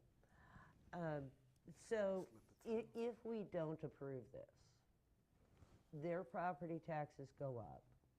That extra money goes back into the TIF district Correct. to be spent on other TIF projects.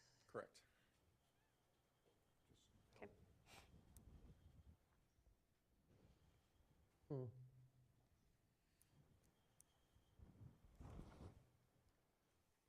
And You want a again, I minute think to think about it?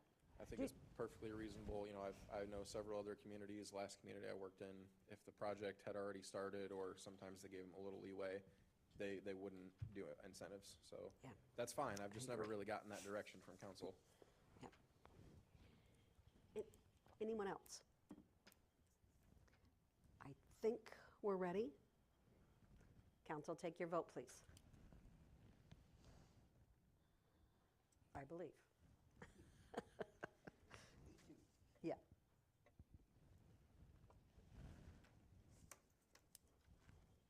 Motion fails, 0-7. Chair would now entertain a motion for 7.6, please. Madam Mayor, I move that ordinance number 4307-25/26 approving First Amendment to the fiscal year 2026 annual budget be approved. Second? Motion made by Ms. Hoheimer and second by Mr. Mr. Abel, my mic wants to quit on me here. Did you receive that? Motion was made by Ms. Hoheimer, second by Mr. Abel. Mr. Dossi? Thank you, Mayor. I'm going to pass this over to the Finance Director, Mr. Dabrowski. Good evening, Mr. Dabrowski. How are you tonight? Good evening. I'm well, thank you. Good. So this is a follow-up item from last council meeting. As we discussed at that time, resolution number 284, 2526 approved a construction reimbursement agreement with Illinois American Water for the Court Street project. Based on our auditor recommendations, the city should show the full cost and the reimbursement in that budget. So Budget Amendment 1 increases both the revenues and expenditures in the BDD fund by $1,868,758.71. The amendment is budget neutral. Revenues and expenditures both increase equally. Staff recommends approval of the ordinance. Okay. Any questions from council? For Mr. Dabrowski? And you new council, I want you to pronounce his name.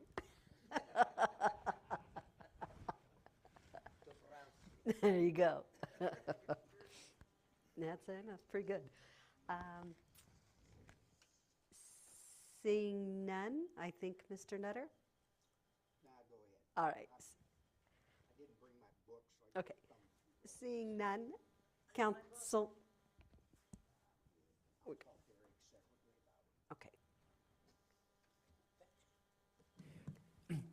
Council, I take can your vote, please. Anticipate the question. We created a new line item in that revenue for the third-party reimbursement.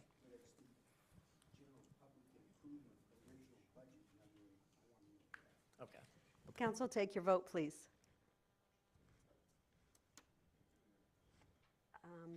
I believe.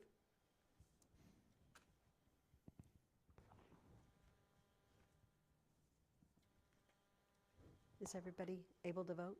Yeah, me either. Nope. None.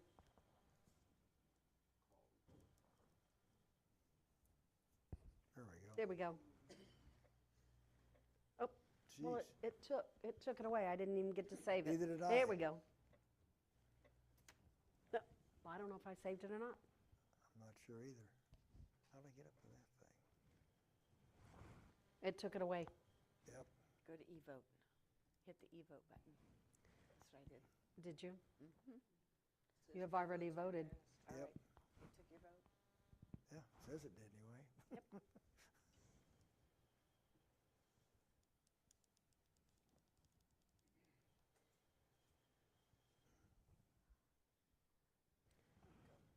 Here we go. We'll Oh, try it came again. back.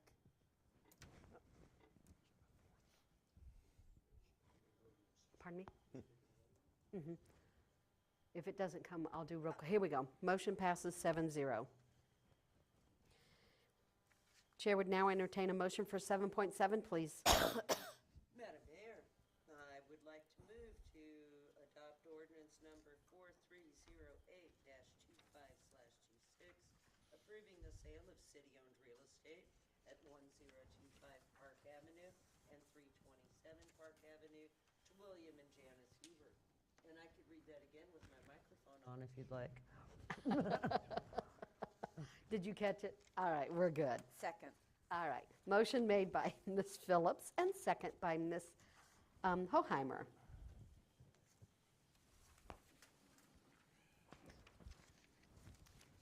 Mr. Dossi? Thank you, Mayor. Just to spare you, so I don't have to read this whole thing, I'll just pass it to Mr. Ray to discuss this with council. Mr. Ray? Thank you, Mayor. The city currently owns several vacant lots around the community, including these two properties on Park Avenue, Yeah. which the city obtained after demolitions and foreclosure proceedings. There is a developer interested in purchasing these lots to build new houses on them. The city does not intend to otherwise utilize the properties. I mean, they're just in residential neighborhoods. So in accordance with council's real estate disposition policy, staff took them a fair market sales price on of the properties, which is what's reflected in this ordinance. And those numbers were based on data on vacant properties sold in the Pekin Peoria region within the last 6 months. So per the council policy, if the developer were to seek less than that dollar amount, we would have had to, open it up to the public to try to get fair market value or better. But since they were willing to pay those prices, and they did try to negotiate down, and I basically told them, look, that's fine, but then it's gonna have to go out for public bid and everything, and they came back and said, okay, we'll take it at the fair market value. Okay. So as always, council could direct staff to, go out and publish it and get proposals anyways, but we do then run the risk of ending up with a lower sale price or losing this developer altogether. Staff estimates the annual real estate taxes after the new houses are built will be approximately $2,000 to $3,000 each. That's just from other property taxes in that area. Neither properties are in the TIF district, so taxes would be spread out to all the taxing bodies, and the city ends up with somewhere around 10% of that. Josh? Yeah. To be clear, that would be the city's portion of what we would receive in tax money. Yeah, That wouldn't be the taxes on the, No, the whole property is gonna be somewhere between $2,000 and $3,000, and the city will get $200 to $300 of it or so. really? Yeah. I mean, I don't know for sure. It's whatever the assessor assesses it at, but Okay.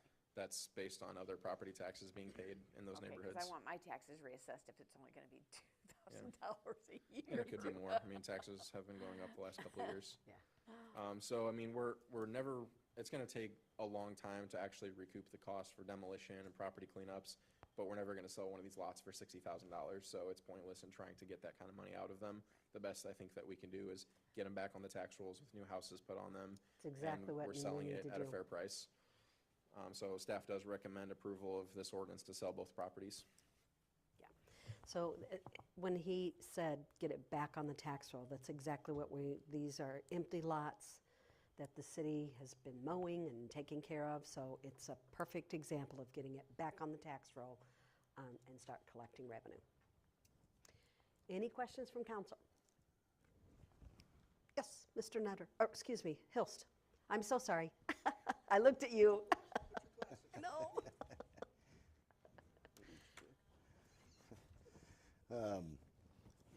So I agree, I don't have a problem putting these back on the tax roll, and I don't have a problem with these particular sales, but I do, just my own opinion, I would like to rather see them go out for bid in the future.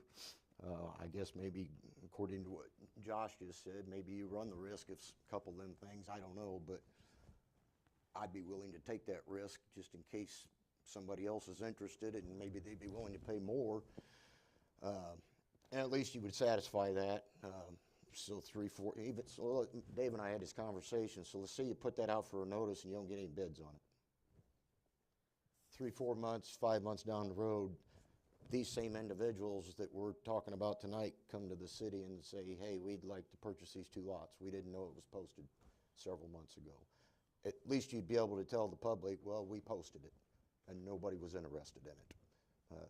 This way, we didn't even post it, to my knowledge, but like I said, I agree about putting it back on the tax roll, and it sounds like they are going to build a house on it. And one other question I have is a few lines down under description where it says, in accordance to the council's real estate disposition policy. Where can I find that at?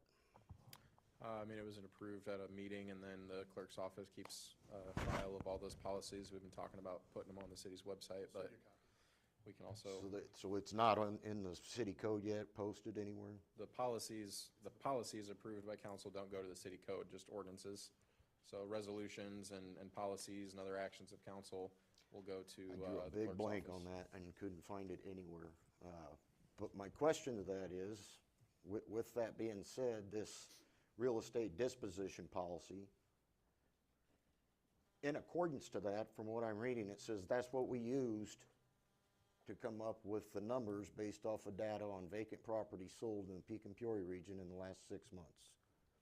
So I guess my question to that would be, why didn't we use that same real estate disposition policy when we paid $117,000 for that little empty lot over there at Court and Washington Street? That was a purchase of property, not a sale, but that's, I don't know, also, I don't really have anything to say about that. Okay, that's all I have, thank you. Mr. Nutter. Nutter.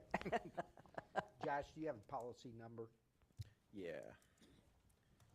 I'll just look it up. Well, while you're looking that up, I'll throw another question out there. Do we have a consolidated list of all the vacant properties that are owned by the city by address? Yes. Yes. So moving forward, are you planning on putting more of these out there for people to buy, or at least put it up for sale? Yeah, that's the goal. I have a available properties module. I know I've talked about it before for like a year. I'm getting it there.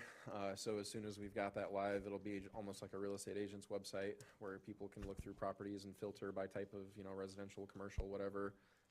We do have a map that's available right now. It's just a GIS map, but of course, if anybody approaches me about it, that's what happened here is a real estate agent on behalf of this developer approached me about any vacant residential lots that are available. So I got with Mr. McQuett and we said, here's, I think 4 or 5 that we think would be buildable right now. And they chose 2 of them that they wanted to proceed with. So I've had calls about vacant properties. Yeah. So refer them to you? Absolutely. Okay. Happy to talk to them. Because it's a good project. I know you guys have been working hard on it, try to get the right addresses and everything else versus PIN numbers. So I encourage you to keep moving forward, like you say, get them back on the tax rolls. That's right. So, thank you. That's all I had. Seeing none, council, take your vote, please.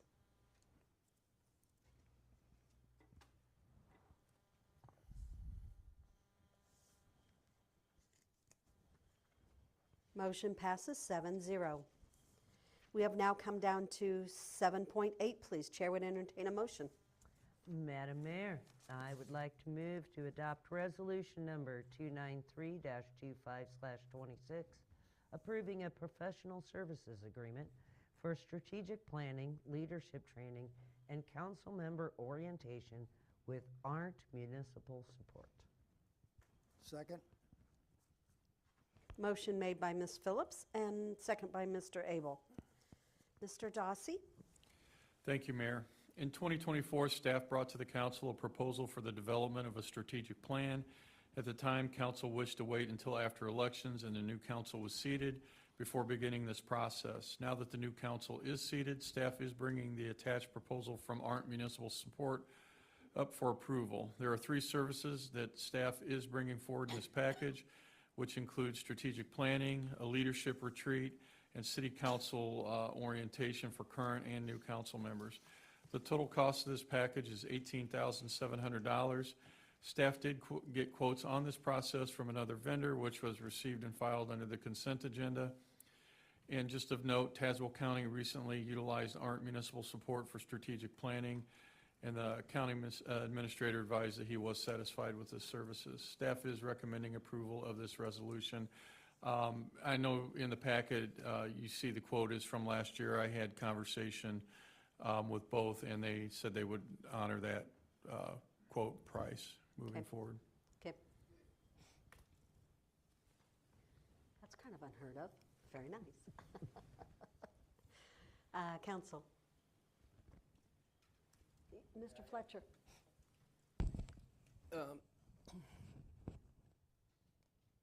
Mr. Dossi, do you believe that this could be done in-house between yourself,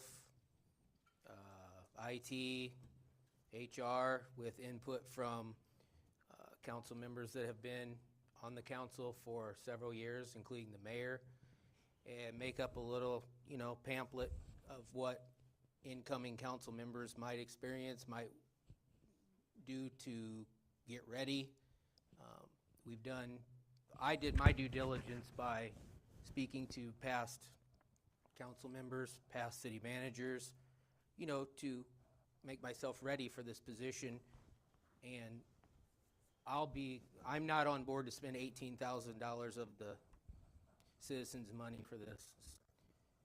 I think that's something that can be done in-house. Thank you. Any other council? Mr. Nutter. I was shown a couple years ago by Councilmember Abel that we already have a book with bringing things up to speed for new council. Can we get that book update that book and save $5,500 for new council members. I mean, the book's pretty thick. Yes, it needs to be updated. And can we do it in-house, like Mr. Fletcher said? That's what I was Through gonna say. input from, Sue put it together.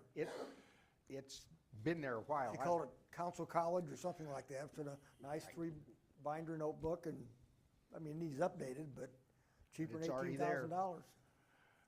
I mean, I don't, we can do that portion of it. I think the question is, I know there's different things from when that was created originally, and prior to Sue's passing, she and I had the discussion and felt that it would probably be better coming from a municipal expert that deals with this, in particular with the ethics and the things that are involved with council and some of the complexities that council's faced with.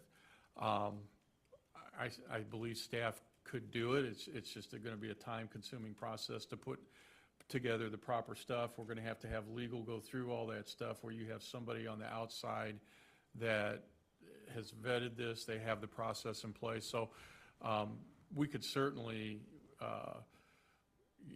utilize the council retreat and do the. I'm more focused on the strategic planning portion of it, which is the most costly portion of it. But it's council's discretion if they want that portion of it or not. So Well, I'm sorry. I thought can you were we done. eliminate that portion of it? You could eliminate that portion of it if you want to. And then take a look at it and see if it's, can we do it? I will tell you, it's just with some of the topics and things that you're faced with today, I have concerns of, I'm not an attorney, I'm not an expert.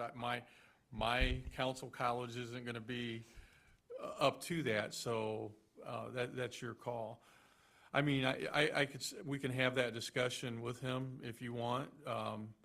When he comes in for his initial thing, we can approve it not to exceed, but we want to have that conversation with him so you guys can determine whether or not you want to move forward with that, and I can have that conversation. Have them, Should we pull it? no problem finding it. Let I know him talk exactly now. where it's at. Yeah. I just think from the time that It's initial gonna be council needed thing, updated very much. where it was at when it was created initially and where things are at today are two different They time are. frames, and there's a lot more complexities with it. And that's I mean, I can have the conversation with him, and if we decide to pull that out last minute, we always can. Well, I think Mr. Nutter had another question. So ZBA is also included in this city council retreat. Is ZBA aware of that? I don't think it's going to be a council retreat. I don't think the zoning board is. That's why I asked, because Yeah. it's got ZBA in there. Well, I would request this be pulled. This was more of a, when we had our discussion, this was more of a team building portion with the retreat to work with the council to try to get past some differences and things and be a team. And that's where they're at. I think you probably have the ZBAs, the zoning boards and things like that. It's probably a boilerplate that he has on there, but my discussion with him was bringing the council and staff together as a team. So he may think that ZBA is all part of that, so we'll bring Nick. And Mr. Dawsey, I stated from when, I've only been here 2 years, and I didn't have any kind of orientation. I had nothing. I even had to ask for a few months later, can I get a laptop or something? So we've come a long way, and I said the two new council will not be treated the way that I was. So I really like the fact that we are going to do some kind of training, but I think it was brought up about maybe tabling this. I think we need to hear a little bit more about it. There's a few things that Mr. Nutter would like to see changed. So I'm going to turn it back over to someone that wants to, but I totally agree. We need retreats. We need to all work as a team. I've said it from day one, so thank you for that. I'll second the motion. I'll bring that in either way. You can do it, whatever you want to do with it, so. So If you wanna a motion was made by Ms. Hoheimer Okay. and second by Mr. Hilst to table this. Madam Mayor, may I ask for a clarification of Ms. Hoheimer? When you asked for it to be pulled, you meant to be tabled, Tabled. correct? I heard you say that. and Misspoke. Sorry, no, I probably misheard it. I just want to make sure we're clear, and obviously that's what Councilmember Hill said too. Is to table it. Absolutely. Yes. Second, yeah. Yeah, second. All right. Madam Mayor, I have one more question, and again, I apologize. That's all right. Was there a date certain associated with that? Do we want to bring it back at the next board meeting, in 2 board meetings, or maybe the city manager? Yeah, two board meetings. Would be end of June. So the 2nd June. The second meeting in June.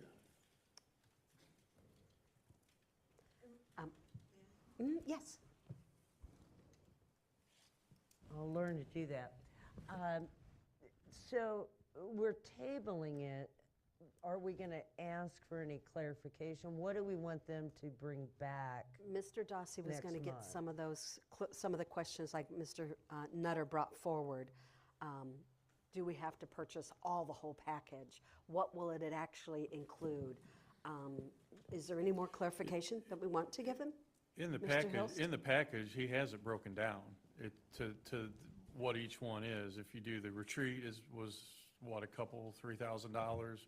I think the. Yeah, 3,000 for that. Strategic yeah. plan is 10.2, and then the Yeah. city council The update was strategic 55 plan's is involved, the and that'll main one. involve the community, That's yeah. the key. But I think What's we that? were wanting some The things strategic retracted. plan is key, but between, I don't know, myself, Mr. Abel, or anybody else, we could take that council book or the college thing and do some of that. I mean, would it be perfect? Yes, it would be. But I think we wanted some things retracted and, Yeah, yeah, right. so that's what it is. And Ms. I Phillips. can ask him to attend that meeting. That would be and nice. To explain exactly what it all is. Do we need to vote on table? It'd be a motion to table that was made by Hoheimer, seconded by Hills, to a date of June 28th, 2025 at 6 or 5:30 PM. Okay.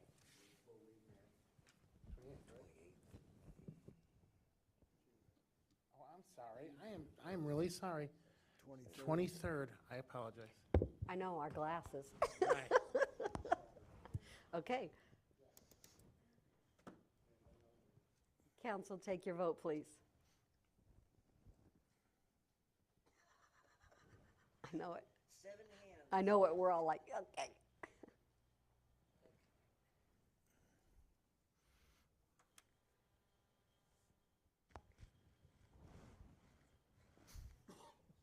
Motion passes 7-0 to table.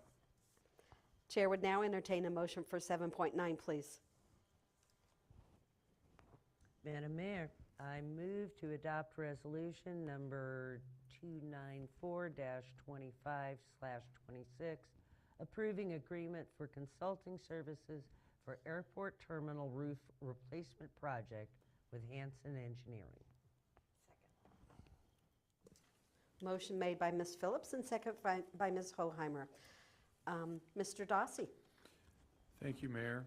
The airport terminal roof is in need of a full replacement. In October 2024, at the annual TIPS meeting with IDOT Aeronautics, we requested that the 2025 allocation of the AIP funds granted to the airport each year be programmed to replace the airport's terminal roof. As part of that process and the use of the funds, the FAA requires an engineer to be utilized for each project. The last time the airport selected an airport consultant was in 2023. The terminal roof project was not part of the scope of that RFQ. This required that we publish a new RFQ for the terminal roof replacement project. We received one statement of qualifications from Hanson Professional Services. Hanson is currently the airport engineering consultant on other current projects, and we have been satisfied with their work. Once the consultant has been selected, we can begin the RFP process to replace the terminal roof. The AIP funding available for this project from the FAA is $150,000, and the local share will be 2.5% of that cost. Staff is recommending approval. And I believe, well, Simon's here. I don't know if Mike is here. He's right directly behind you, yeah. Okay.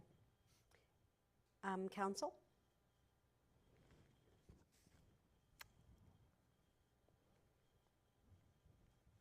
Thank you, Mr. Cruz, for being here this evening. Council, take your vote, please.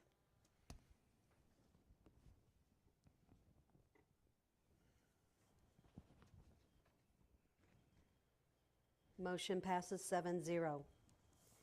Chair would now entertain a motion for 7.10. Madam Mayor, I move that resolution number 295-25/26, authorizing the purchase of a single-axle dump truck and equipment upfit for the street department with Truck Centers Incorporated, be adopted. Motion made by Mr. Fletcher and second by Ms. Hoheimer. Mr. Dossi? Thank you, Mayor. Before council is an ordinance to purchase a new 2025 47X Western Star single-axle dump truck / snowplow. This purchase supports updating the aging fleet of salt trucks in the street department. The 16-vehicle fleet has an average age of 13 years, with the oldest being 24 years of service. The City Council previously discussed this purchase during budget deliberations. During these discussions, the council was informed that Truck Centers is a cooperative purchasing agent through Sourcewell, eliminating the need for an RFP. The total cost of the truck completely uplifted is $217,666. Staff is recommending approval of this purchase. And Mr. Grimm's available for any questions. Thank you, Mr. Grimm. Council, do you have any questions for Mr. Grimm?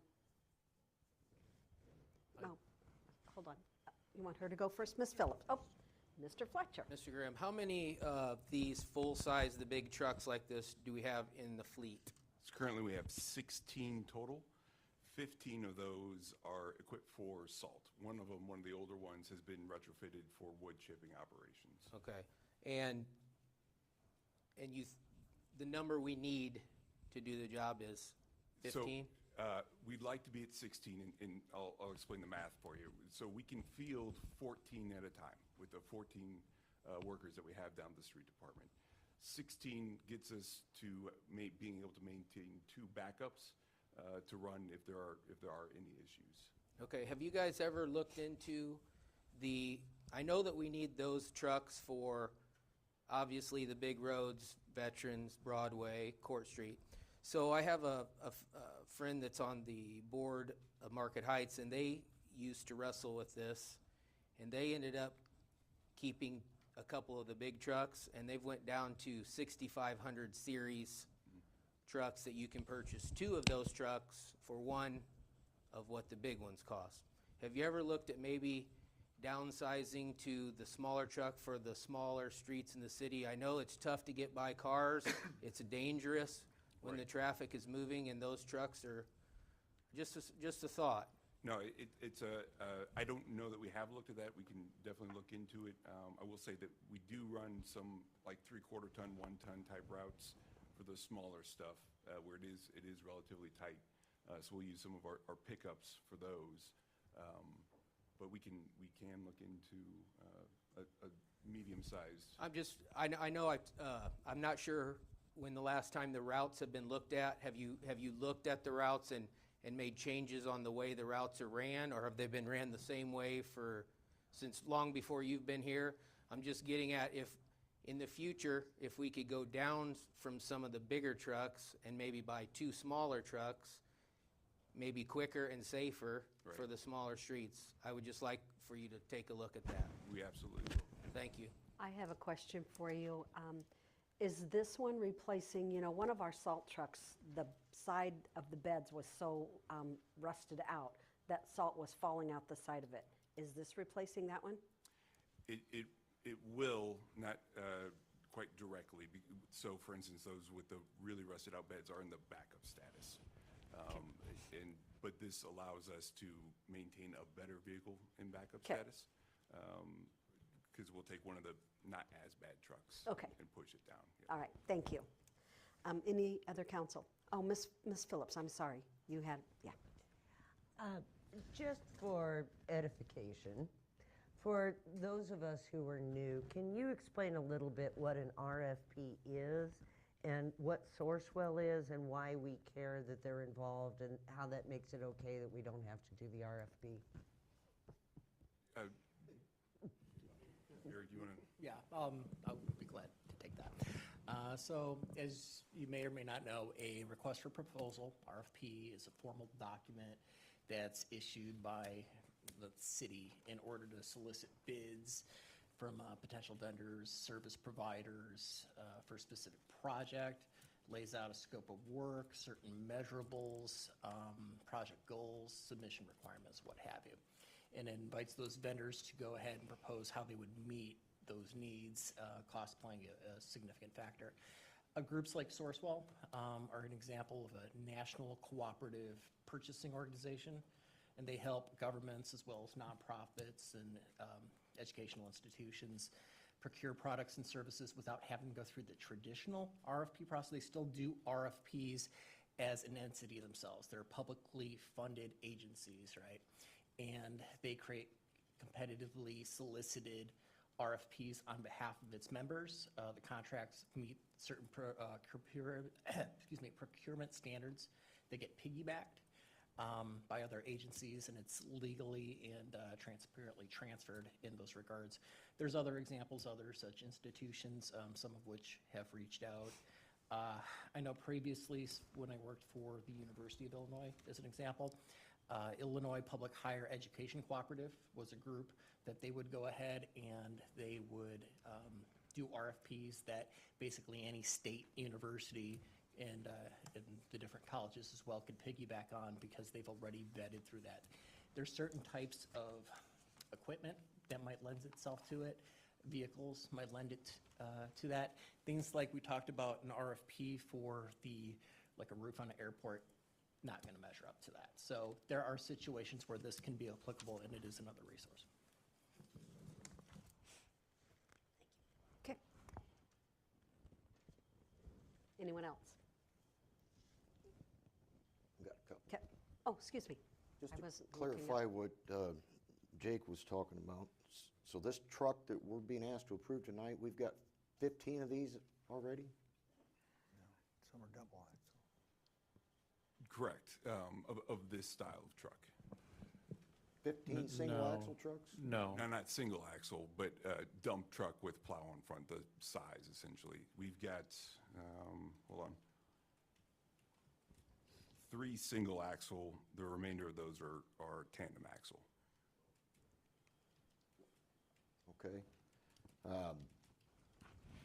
Thing I struggle with on this, and I've seen a picture of one of them down there, and I believe it's the one that is being used to replace, to my knowledge, but, and I'm not gonna doubt that it's in bad shape. The thing I struggle with is the fact that we don't have a street maintenance plan this year, showing how those trucks are gonna be used. We've eliminated 2 people out of that department, and now we want another brand-new truck. That's one of the things, me personally, that I struggle with. I do have a question, kind of piggybacking off of what Peg just said. So I get the whole Sourcewell deal and all that. So this is just a approval through Truck Center for the truck, to my knowledge, from what I read. Then we've got almost $100,000 from Coning Body and Equipment to outfit it with a plow and whatever else we're putting on there for $100,000. Why did that outfitting of the equipment not go out for an RFP? It was through the Sourcewell, it's a package deal. Now, the Western Star truck itself is a chassis as it comes, but the deal as it was agreed upon was with the upfitting to be done by Koenig. Which is a complete separate business than truck company? Correct. Okay, that's all I have, thank you.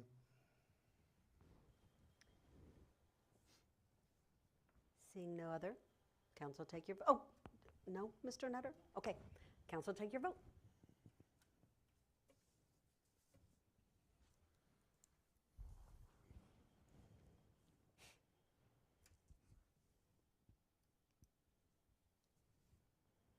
I think.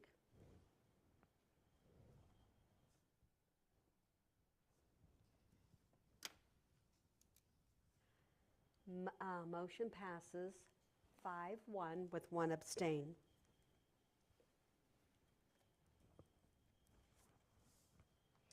We have now come down to item 711. Chair would entertain a motion, please. Madam Mayor, I move that resolution number 296-25/26, adopting policy number 31, capital asset policy, be adopted. Second?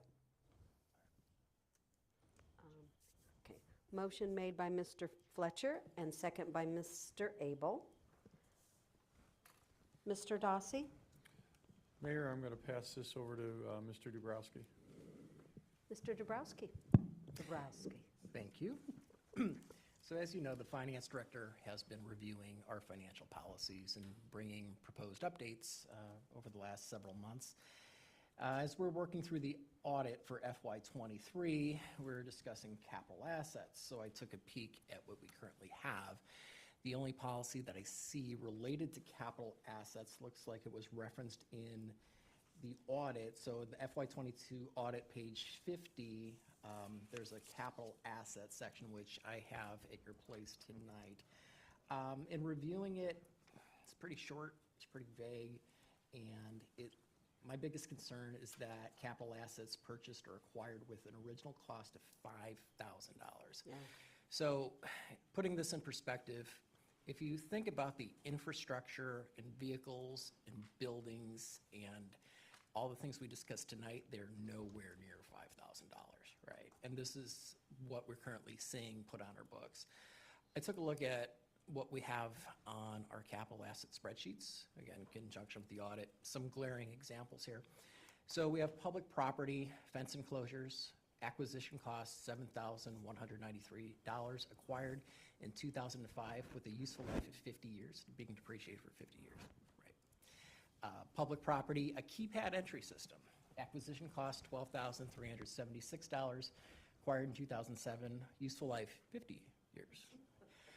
Airport terminal flooring, acquisition cost $8,058, acquired in FY22, useful life $20. Now, again, in terms of materiality to the city's financial record keeping, these aren't material. Now, for inventory purposes, sure. If you want to know where certain things are at, you look at your equipment, you want to know where the monitors are, where the laptops are, where all the equipment is. That inventory is a completely separate discussion. That needs to be tracked within each department. But for the purposes of what we place on the city's books and depreciate, we need a revision. So we're looking through best practices, other communities, between Bob and I, too, other places that we've worked, interacted with, and seen. Came up some thresholds, useful lives, as well as added some meat in terms of the procedures, because I think it was vague in terms of how departments are supposed to notify the team about assets that they've acquired, that they've disposed of, and how well we maintain it. I think that's a bit of a concern. So we addressed that within the policy, and I think the real takeaway here is if you look within the policy on pages 7 and 10, I think that's the real meat of the discussion, and that has to do with the capitalization thresholds. So I mentioned everything $5,000 and over previously. That's pretty low. So long story short, the land should be capitalized regardless of value, period. That's consistent. Infrastructure, we're recommending $250,000 or more. If you look at the projects we talk about, we just mentioned Derby Street earlier at $300,000. Okay, $300,000, yeah, we'd add that. But if it were $50,000, no. $50,000 just, it wouldn't cut it in terms of infrastructure. Betterments and improvements, a building improvement, that's over $50,000. Infrastructure, we mentioned again, $250,000. Machinery and equipment, $25,000. Vehicles, $25,000. Intangible assets, really we don't run into a lot of it, but things like software, things like that, that could be $100,000. And then bulk machinery and equipment per lease. So if you were to acquire a large number of items together in a bulk purchase, that might be with the $250,000. So that's what we're talking about in terms of thresholds. And in terms of the useful life, that's on page 10. A lot of these are consistent with the policy. We did tweak buildings where the policy says 10 to 50 years. We made that 25 to 50 years because buildings should be at least 25 in our eyes.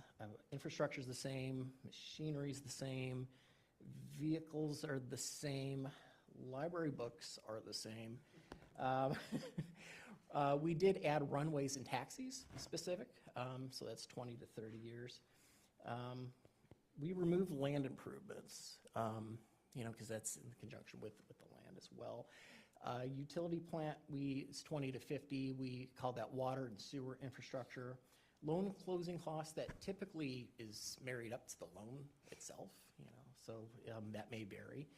And then we also talked about the capital assets not depreciated, as I mentioned before, land, intangible assets with indefinite useful lives, and construction work in progress. That's another important issue when we talk about this. And this brings up a topic of when you're dealing with a project and it's multi-year, and a lot of our projects are multi-year. How do you capture all that before it's completely closed out? It's construction work in progress, and our policy clarifies a little bit of that. So I know I'm throwing a lot out there. It's something we definitely need to adjust in terms of our policy. Sure, there's going to be some discussion, and I'm open to answer any questions. Okay. Great job. Great job. Any discussion? Just one Mr. Hills. quick one, as far as under the life expectancies of these different line items. Personally, I'd like to see the vehicles the same as that machinery and equipment, 5 to 20 years. I don't know. I mean, I agree that all this change is needed, and that is really the only thing that I kind of noticed in there that I thought should maybe be changed. So I don't know if that's warrant of making an amendment to this whole thing for that or not, but is it something that can be I'd be okay with changed? that, yeah. I have no problem with that. I think 20 would, 5 to 20, because it's still a range, so it depends on. I just think we have a lot of vehicles that don't necessarily get driven all that much, and just like a lot of machine and equipment that doesn't get used all that much, but Okay. that's all I have. Ms. Phillips? I just wanted to thank the finance Yeah, director. Oh, I'm on this time. Look, there you go. I wanted to thank the finance director and the rest of the staff that pulled together the capital assets policy. Yeah, it's I not thought- easy. Yeah, I thought it was a really good job, a lot of good definitions and clarifications on the departmental responsibilities. So I just wanted to give you a thank you. Very nice, thank you. I would have to agree, great job. Council, take your vote, please.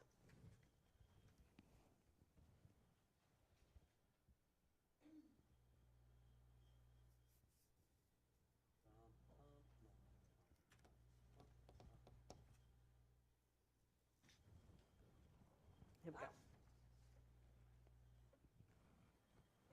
We should have Jeopardy music playing in the background. Yeah, we should have that automatically.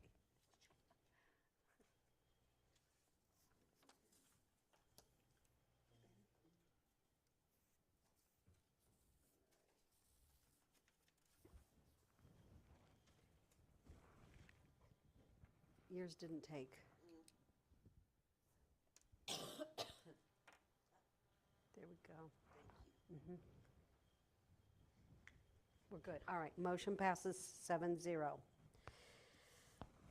Okay, we have now come down to item 7:12, discussion regarding the Discovery Peoria Annual Partnership. Mr. Dossi, I believe we'll turn this over to start with you. Yeah, I'll end up passing this over to Josh if there's anything else he wants to add to this. But council previously voted against the $25,000 partnership with Discover Peoria recommended by the Tourism Committee.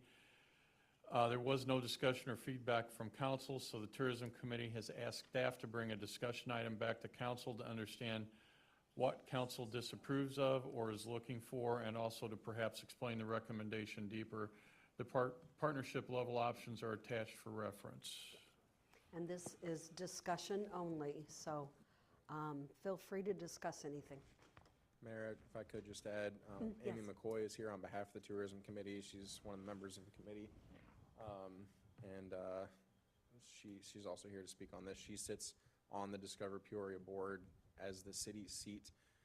So if there's specific questions about how they operate and the things that they do for us, I think she can answer that. I don't know if you have Is she anything you still wanted here? to say up Back front, there. Amy? Hi, there you are. Okay. You want to come up to the podium? Because I'm sure somebody will have some kind of questions. Or why don't you start out by telling us what they do for us? Absolutely. So Discover Peoria, also known as the Peoria Convention and Visitors Bureau, is the lead organization in tourism for our region. They are one of the 36 CVBs in the state of Illinois, and we have worked with them for years. This proposal that was presented at the April meeting that failed was a renewal from last year. So the renewal feature included some of the deliverables that we'd had in previous contracts, but they also added 2 new deliverables, and I think it's important for us to share those, because 2 of those items were of particular interest to the Tourism Committee. The first of those is access to Placer AI reporting, and that access is unlimited. So Placer AI is a data tracking software program that we actually have looked at purchasing on our own separately. We've been approached many times regularly. They're very aggressive in their marketing. But the quote that we received for that service was $20,000 to $25,000, and that was several years ago. The information that program can give to us, it tells us that we have 40,000 people that come to the Pekin Marigold Festival. It tells us where they come from, what zip codes they come from. It tells us where they visited in Pekin before they went to the Pekin Marigold Festival, and it tells us where they visited in Pekin after they went there. So it's really valuable information. There's much more information. There's age, there's, all the demographics are there. So I can get a 20-page report on any event for all of the information. And we've used that, we've gotten that data for all of the reports, all of the events that the Tourism Committee has been sponsoring. So any data that we can get on any report. There are some limitations. They can't track cell phone usage on school property, so we don't get something that's on a school property. But for the most part, we're able to track our events that we're sponsoring. So that was one of the items that was added. The other item was photo assets taken by the Discover Peoria's photographer, and those would be assets that we have access to and can use in future marketing. So anytime I hire a photographer to come to the Pekin Marigold Festival, it's $1,000 or so or more, and for other events as well. So that's a very valuable resource to us. The other thing that I want to point out and makes sense, they do a lot of social media, a lot of website promotion. All of our tourism businesses in the city of Pekin have access to to putting a post on their website. When we have a social media or when we have an event that we want them to help us promote, their reach is 3 times what our reach is here in Pekin. So I looked up the number of followers. Discover Pekin has, maybe 5,000 followers on Facebook. They have 10,000. So if I'm posting on both of those places, I'm tripling our exposure to the events and bringing folks into Pekin for the events that we're hosting. We've worked with them for years on using their creative services on the Christmas on Court map that we put out each year. They've created some City of Pekin stickers for us that we have in the office. There's just a lot of creative that they're able to help us with that goes kind of above and beyond the services that we have. I have 0 creative, so they're very helpful in some of those things. So I guess the discussion at the Tourism Committee was this is a long-time relationship. We've worked with them for many years. It was a no vote with no discussion and just nothing further. So we really wanted to know just what do we, how do we move from here? What do we do? The Discover Peoria is similar to, it's kind of a similar relationship with the Tourism Committee and the tourism work that the City of Pekin is doing. In the economic development side of things, you work with the Greater Peoria Economic Development Council that works with the EDAC committee and works with city staff. So it's kind of that similar relationship. We have had a great relationship for many years. Yeah. So happy to answer any questions. Ms. Phillips. Not so much a question, Ms. McCoy, but I just wanted to share that I've spoken with other members of the tourism committee, and they believe that this data tracking is invaluable. That being able to tell which events draw how many people in terms of their efforts. We voted last time on funding the various projects, and we say, was it worth the money on that? And they believe that the value of this will far exceed the cost. Yeah.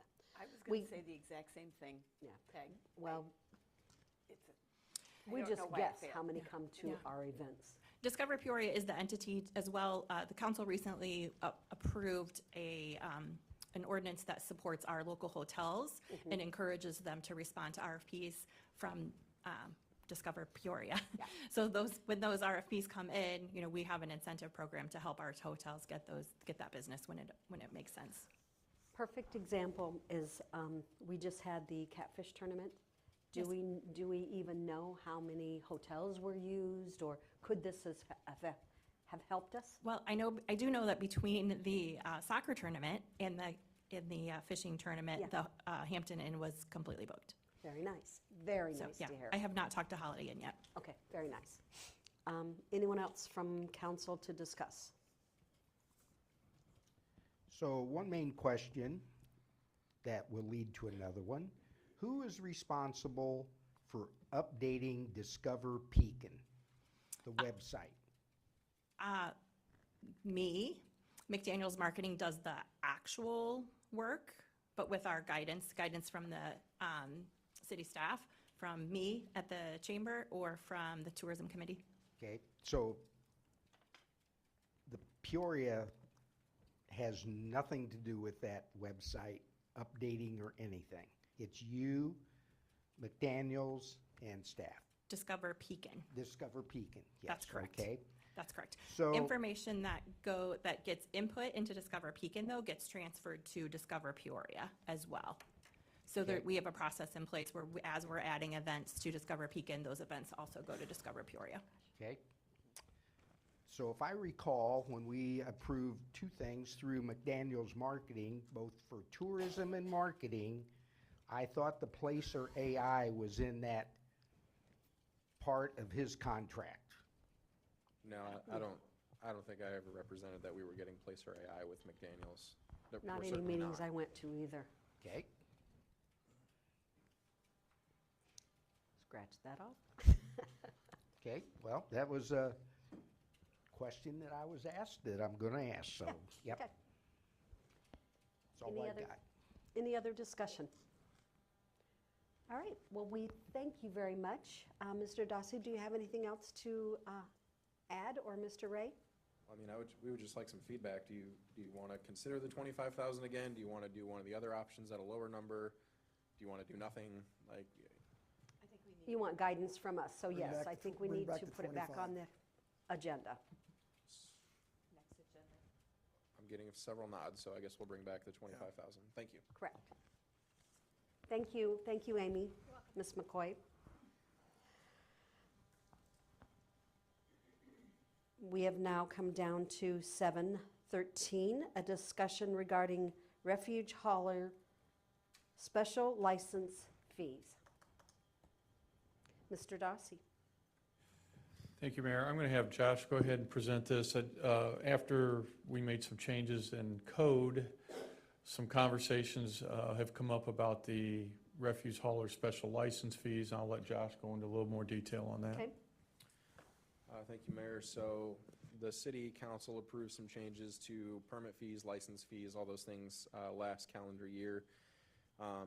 I became aware this spring that as of January 1st, the state of Illinois has included temporary purchases, i.e. rentals, to be subject to state and local sales taxes. There is a binding letter from the Department of Revenue in the packet that actually was specifically speaking to rental dumpsters, basically. So a couple of those vendors, local businesses, reached out to the city saying like, hey, the license fee went up from $250 to $1,000. and we're also gonna end up paying thousands of dollars in sales tax now, what gives? Yeah. And I thought that that was a fair, thing to bring back to city council to see, would you like, now that we are probably going to get, at least several hundred, if not several $1,000s from these vendors. Again, not all of them, I guess, because if they don't rent dumpsters, then they're not, there's no sales tax if all they're doing is collecting. But it's just a discussion I thought you all should have, since there's been a significant change in this area of Yeah. the law. Well, I got some of those calls personally too. I did And too. yeah, and it was upsetting to them because it did go up a lot. So I'd like for us to bring it back and discuss more, but I had quite a discussion with one of them, and he has gotten so far into it. He said he spends about $80,000 a year on fuel. His drivers gas up outside of Pekin. His drivers take lunch, they eat outside of Pekin. He just said it was too big of a jump, plus what the state's done to him. I didn't see the figures, I'm going by what he said. So I'm just saying that's just one example. Yeah. And that's, when you, like he says, I can spend my money where I want, and I'm from Pekin, but he says I spend it out of Pekin right now. I think we need to consider listening to our businessmen. But that's my opinion. This is for Mr. Dawsey. Is Lexi Poll up and active? They have the policies in there. We are currently reviewing and going through the approval process on those, but it's not like out for it to be accessed yet. We haven't approved enough of them yet. So without this letter that was sent to us, we probably would have never known? We've been having discussions with that. I think the letter that he's talking about is what we went and to verify the information. Yeah, we didn't receive this letter. Somebody told me about this, and then I actually asked Mr. Dossey's executive assistant, Paige, to check into it, and she found this binding letter that he was referring to and forwarded it to us. Okay. We didn't, IDOR didn't send this to us. Okay, well, go figure. No, we This need was to staff interaction with some of the business people that Sure. affected, and they brought up enough information that we went out and did a little research on it. Yeah. Well, with that in mind, I think we need to reconsider what the fee is for these people, especially since they're getting hammered with more and From the more and state, more mhm. like everybody else. So, in all fairness to them, but my question is, if they paid the fee, are we going to reimburse them if we lower the fee? I don't know when the bill goes out. The short answer is, I think if the direction from council is to bring this back, that we're going to do a little bit of research, put more comprehensive information together, what's the best scenario for this, so. I would agree to that. Yeah. Do we know where we stand in comparison to other cities around us as far as Yeah, their actually, fees? most cities actually don't license this at all. I'm gonna get it wrong, I'm sure, but I think it's Washington has it. Like City of Peoria does not, East Peoria, I believe, does not. The So- one question I have, though, is the tremendous amount of money that we have spent replacing roads in this town. Those dumpsters are heavy when they're full, and those are being driven on our new roads.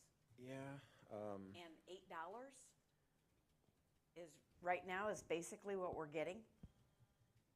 What's that, $8? No, so right now we have a $1,000 license fee per year.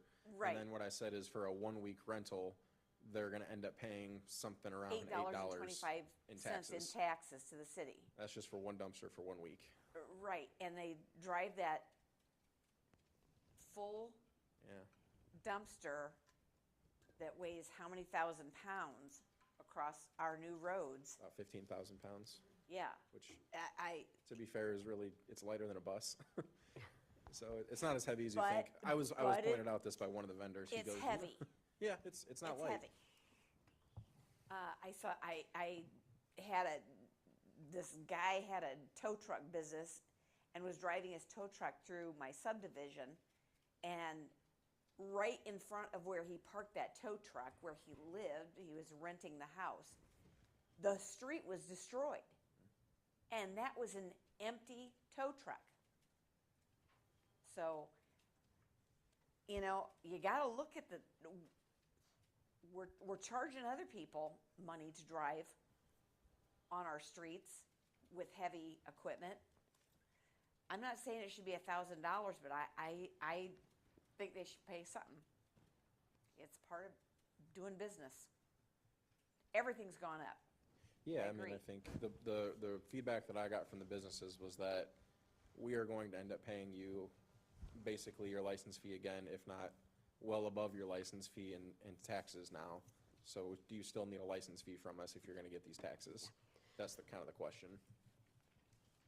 I I'd don't have an personally, opinion, it's up to you guys. I'd personally like for you to study this again, and let's see if we can come up with something better for our Maybe businesses. a fair Okay. price. Any other discussion? Well, I would just hit on that as a bit of a comparison. Maybe, I don't know whether it's a good one or not, but this kind of reminds me a bit of when we increased our gaming fees. And right after we did that, to I think $1,000 a machine, the state came in and said the businesses were responsible for paying 50% of that.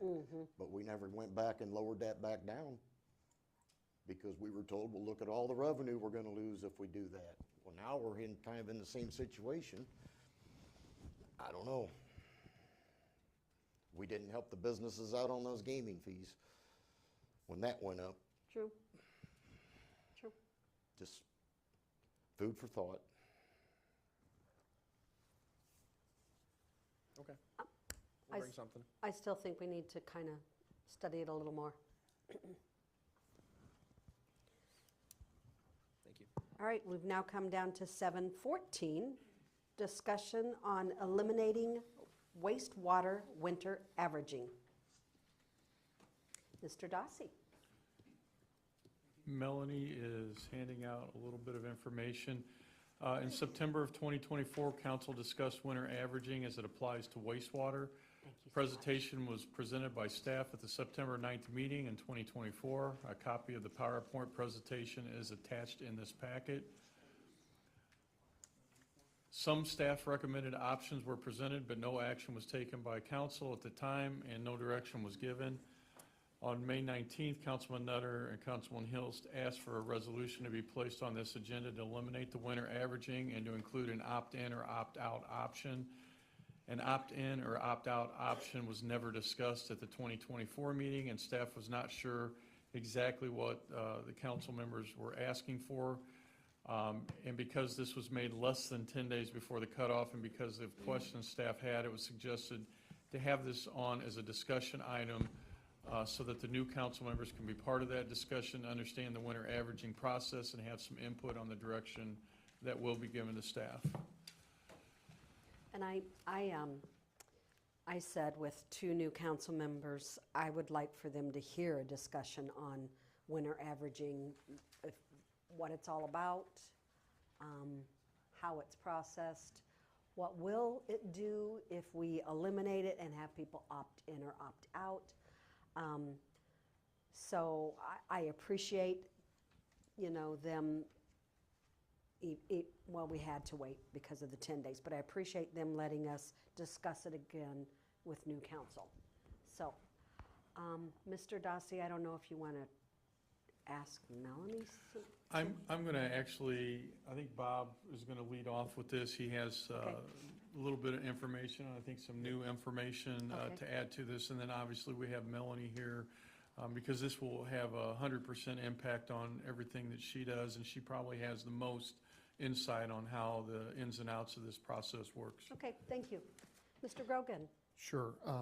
So the PowerPoint presentation is pretty much a repeat of what we had done last year, so that there's not a lot of new information, but, I think it is a complicated enough topic to sort of walk it through again. And I was promised that this was going to work. I guess it's a multi-click thing. All right.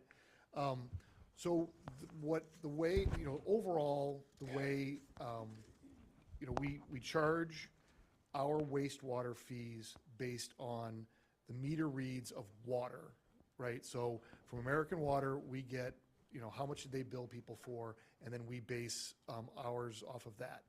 What is obvious to probably most people without thinking about it too hard is that, in the winter, pretty much all the water coming into the house is probably going out through our sewer system. So that's pretty straightforward. But come summer, with whether you're filling your pool, you're watering your grass, you got a garden, there's lots of other, washing your car, there's a lot of uses that are not going down our sewer system.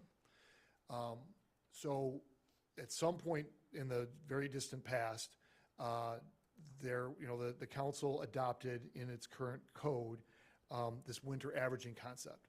The winter averaging concept only applies to owner occupied. So that is not for rentals, and it is not for businesses, and it is particularly not for the federal prison.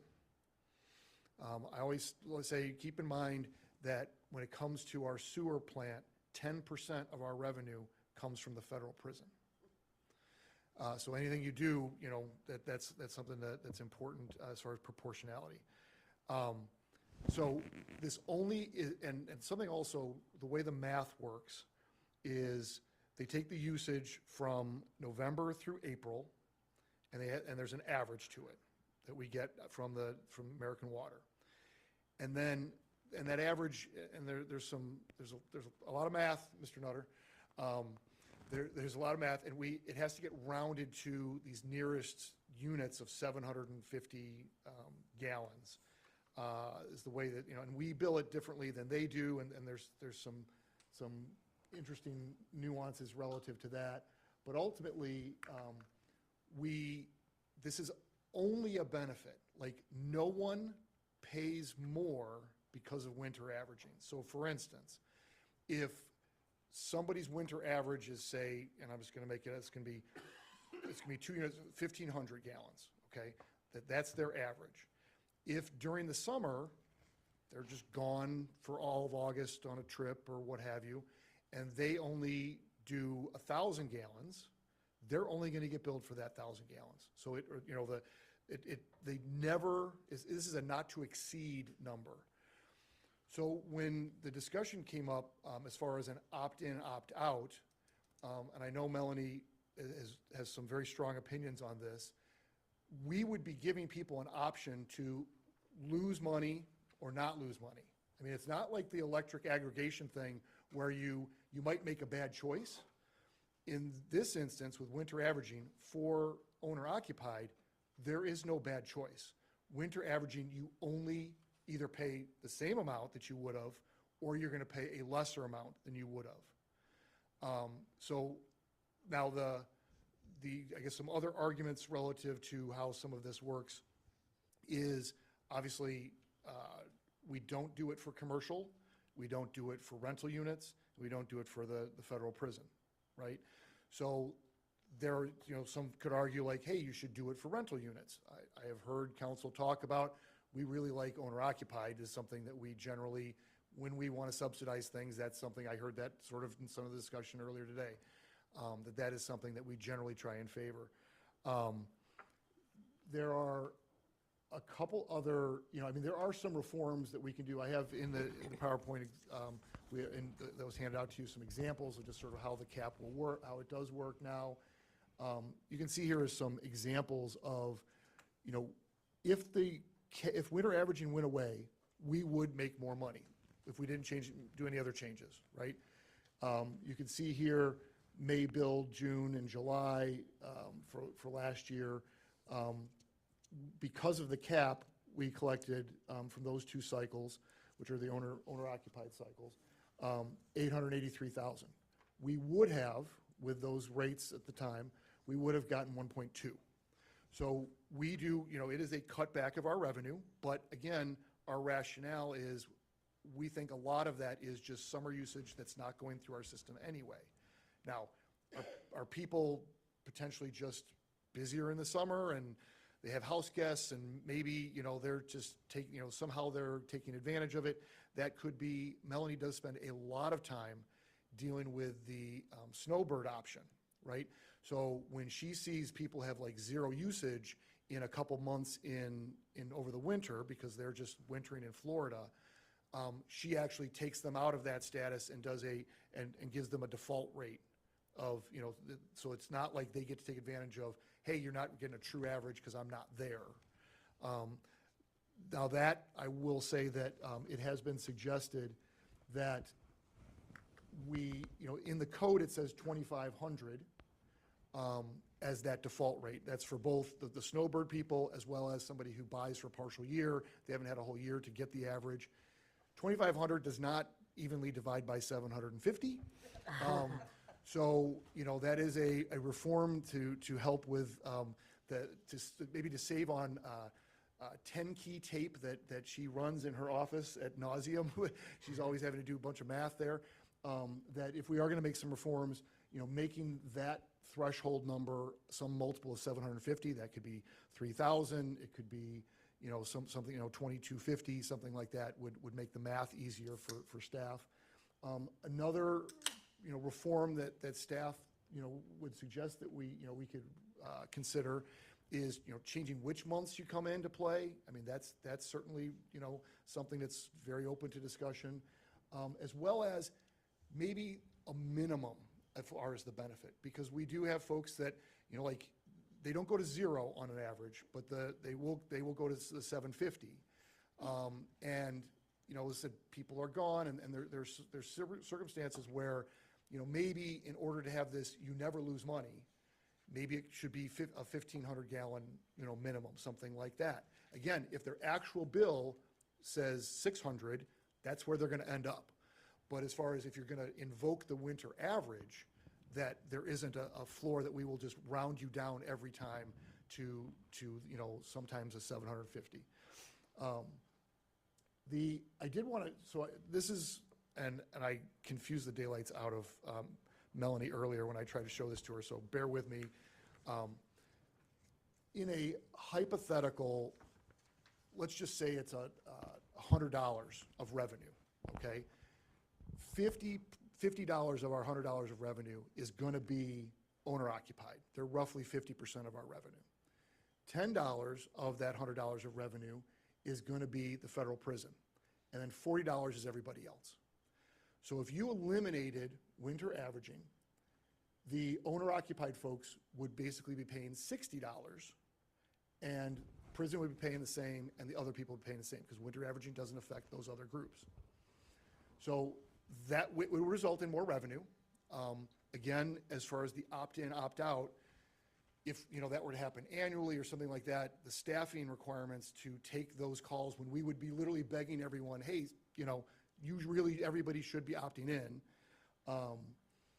would be quite difficult on staff. So then, we were also thinking like, all right, well, if the goal is to remove winter averaging, but then roll back the fees, because we obviously in recent years have increased our fees, right, in order to try and cover maintenance costs and these other things. If we do that, the problem is you would be lowering the fees for the prison when they didn't go up. You would be lowering the fees on the owner-occupied, and you would be lowering the fees on things. But net, the owner-occupied people would still be paying more money because we just jacked them up because of winter averaging, and then we would remove them a little bit because we got to lower that fee decrease across all the other categories. So that's just something that, if that was one of the things that's contemplated relative to, hey, we can get rid of winter averaging, but then we're gonna cut the overall rate.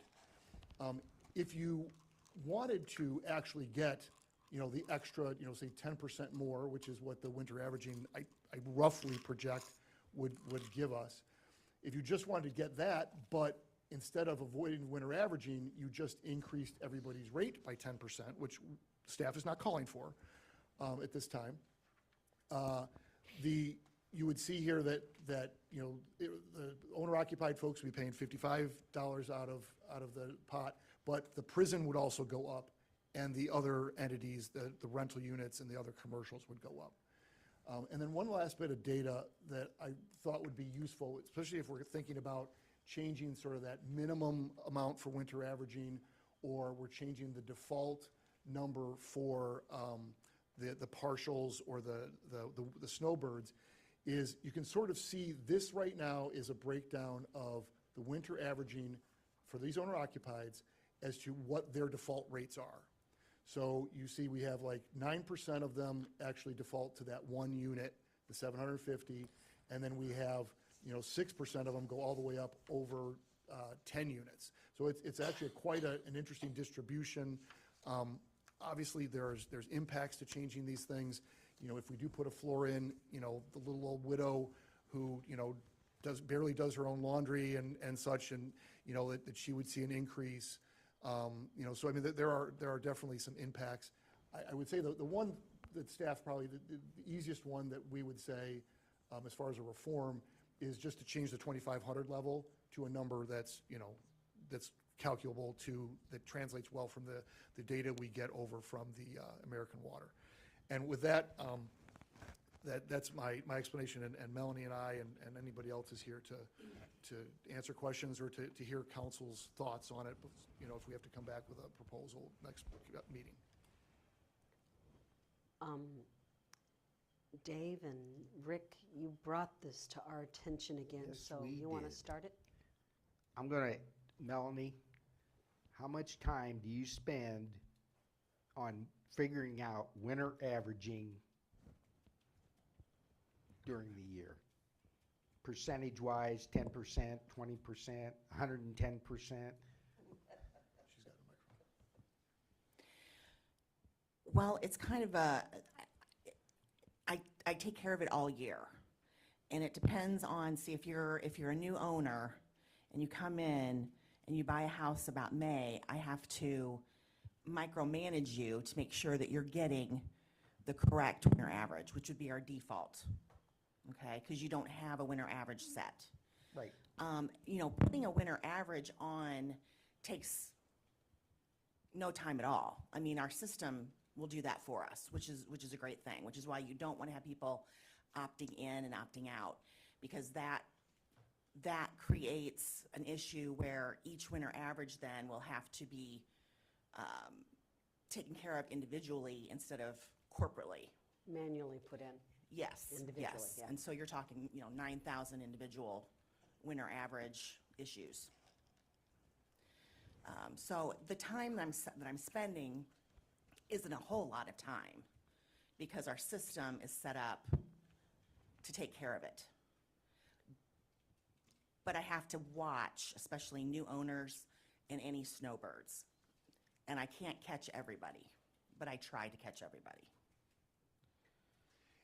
So how much time would you And spend? something to point out to what she said, that, so the system does it, and the system does it not because we asked them to program it separately for our system, but because it's a common practice in a lot of different municipalities. It's not an uncommon thing. So it is something that our system is built to handle. The system can also handle not doing it as well. Yes, and I have to make sure that I code things properly so that they Who's do they? get the winter average. Who's they? You said they have to do something? I didn't hear all No, that. I have to make sure that I'm coding them properly, whoever they are, a new account, so that they get that winter average. So how much time would it take you if you had to do opt-in, opt-out?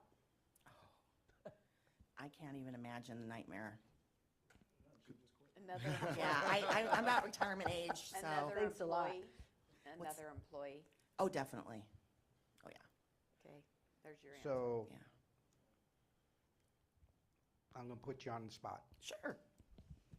What's your feeling about eliminating winter averaging altogether? It's a bad idea. And it is a bad idea. Why? Because I'm a resident and I don't, when I water my lawn, which my husband does regularly, because he wants his lawn to look nice, that doesn't go down your sewer. I should get a break. So as a resident, I think we should continue with winter averaging. I think it's fair. So I'm going to go to the But we next. can tweak it. But we have options to, We have lots of options. there's options. Yes. So what about the rentals? That are excluded? Yes. I don't think that's personally fair as a homeowner, that a rental property gets excluded. Well, here's a thought process. This is my thought process. So Okay. I don't know what the thought process was of the city council that instituted this, but this is my thought process. Okay. Rental properties, people come and go. So you've got a home with four individuals, and the winter average is calculated based on their winter usage. They move out, here comes somebody, there's two of them. So they're stuck with the winter average that was created by the family that was in before them. So you can't, that's not really a fair system, right? That's true. And how many rental properties water their grass? How many rental properties have a pool? Not a lot. But that's my opinion. And another element because we were trying to, game this, try and figure out like, okay, what kind of things can we do? And then so rental properties are basically a business, right? And so then the question very naturally is, well, he's in the business of, renting to these people, and I'm in the business to renting it to Dairy Queen. And, that's just another kind of business that's going down the line. That might have been the rationale back in the day as well, that, there's a commercial aspect to it. Yeah, I'm not sure what it is either. I wasn't there. So another question, are the schools, how does it work for the schools? Do the schools have a winter averaging? No, they're commercial. But they also have the ability to have deduct meters, right? So do they have deduct meters? Yeah. Currently, we don't have any schools that are receiving. Right, but some of them for water, is that just the Park District? That they have Well, the separate- Park District isn't a school. No, I understand that, but I thought one of the schools, we met with them, no? No. Okay, sorry, I misremembered.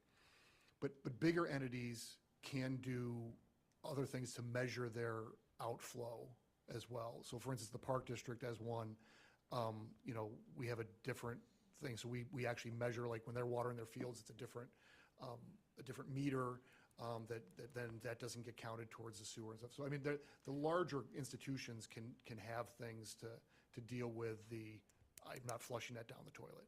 And they have the responsibility to take care of that, not us. Okay.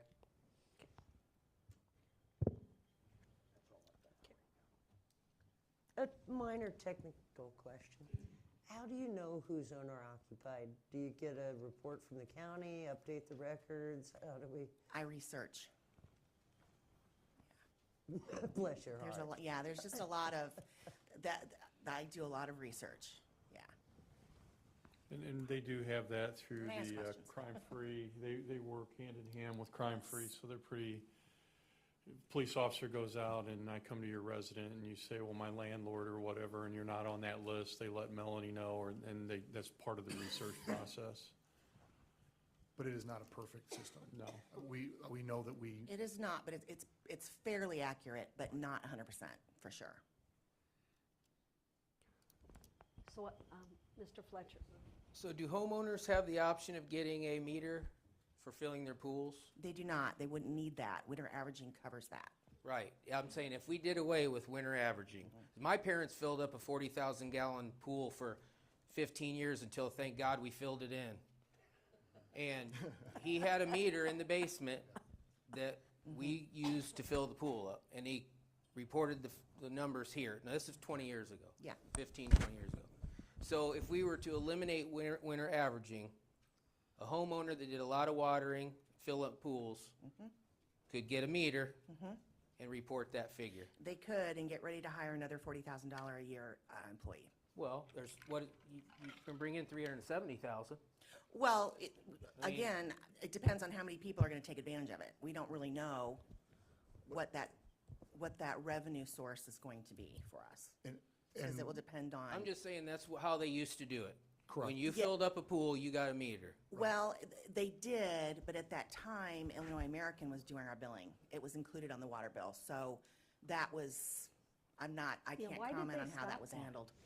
I'm just saying it's an option. It is an option, yes. Yeah, and Mr. Fletcher, it is something we talked about, and if we went down that path, we would probably want to come back with a code change that any deduct meters like that would actually be sort of like Wi-Fi, like that they would be remote readable at the expense of the. The city would have to inspect them. Right. And I'm sure Nick would be involved. It would have to be by code, and a certain person would have to, put it in, a plumber or whatever. I'm just saying there's options there if you want to get rid of it. But how many up there, it's right, there's 9,000 folks.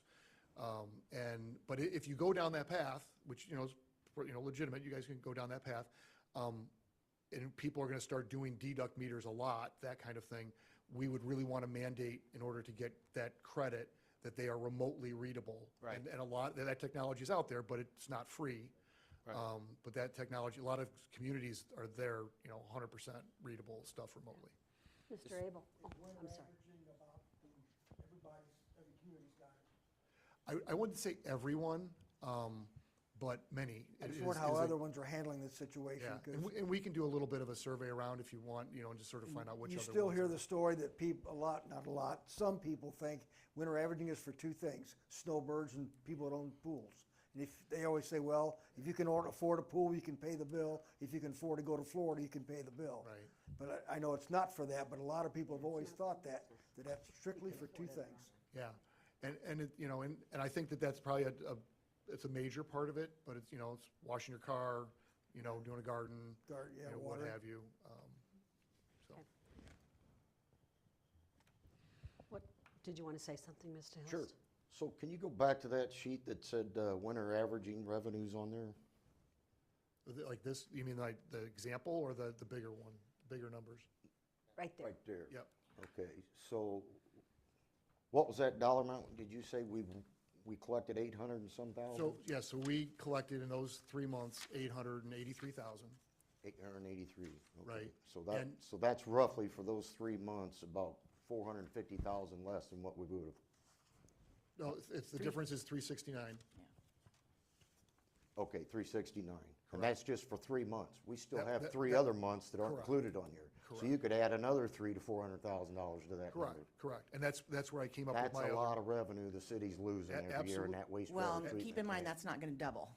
I mean, because Well, it's gonna be fairly close, I You've would got 2 think. months of those that are, fairly low watering months. But it's not going to double, but you're right. It's definitely going to be a It's a lot of higher money, loss. however you look at it. So And- you and could that's- and decrease we're winter always talking averaging about revenue and how months. we're gonna make up the difference when we always lose revenue. And here we know all we gotta do is get rid of this winter averaging, and we're gonna generate a lot of extra revenue.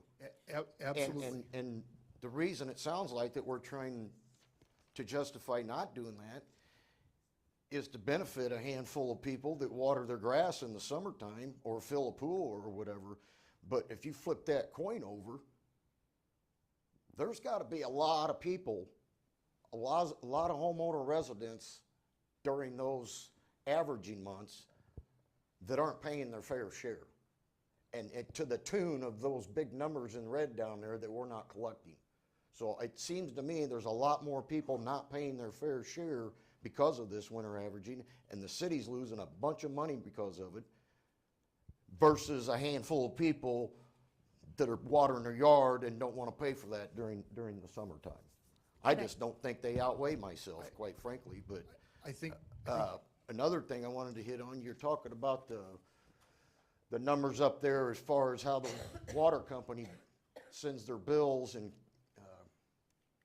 you got to multiply or formulate that into gallons. Yep. From what is it, cubic feet they charge? Yeah. Yeah. So we Well, do- on we my do- water bill, when I get my water bill, the water company does that, and there's a paragraph in there that blatantly explains that we formulate our bills from cubic feet into gallons to make it easier for you. Why aren't they doing that for the city? That doesn't matter.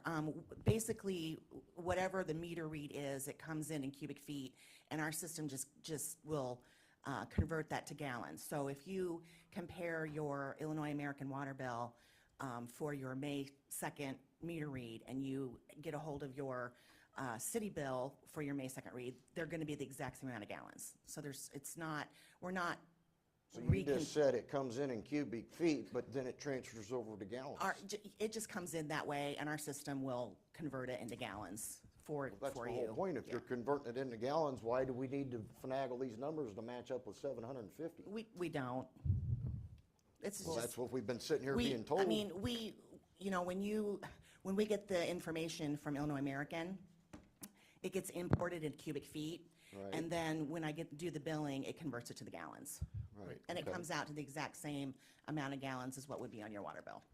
And when I said, you know, when we were recommending, like, if you're gonna make a change, we're surviving doing it this way. It's just, it would make things, you know, marginally easier, you know, if we had it rounded to the nearest 750. But it's not an imposition to what she's doing right now. That's not the major problem that we have. Mr. Hills, may I make a suggestion? Sure. We discussed putting in a floor. And that Putting in might a be, what? putting a floor in, which would be a really good option, I think, because if you're concerned about that, you could tell people, look, we're gonna give you the option to water, and we're gonna give you a break, but we're not gonna allow you to have a winter average any less than, say, 4,000 gallons. So if you actually use that month 3,000 gallons, you're still only gonna be billed for the 3,000. But if you used 10,000 gallons, we're not gonna allow your winter average to fall before 4,000. Their winter average might actually calculate out to be 6,000 gallons, so that's what their winter average will be. But we're not gonna allow the public to have a winter average less than that floor. So you're gonna make up quite a bit of your revenue loss, I think, that way. So your suggestion is to raise that $2,500 number up to 4,000? No. Yes and no. Yeah, you can offer your new residents, well, yes, I would, 4,000. And then you're saying that that's gonna eliminate, just say roughly $600,000 in lost revenue? How much do you think that's gonna go down by raising that number to 4,000? Well, Bob, if you can go back to that slide that has the number of I mean, that's users. a lot of money to make up. But we would This also. here. oops. Oh, that one right there. We would also, that 2,500 is only the default rate. It's not a floor. So we would have to actually add another line in the code to actually add a floor as Right. well to the default rate change.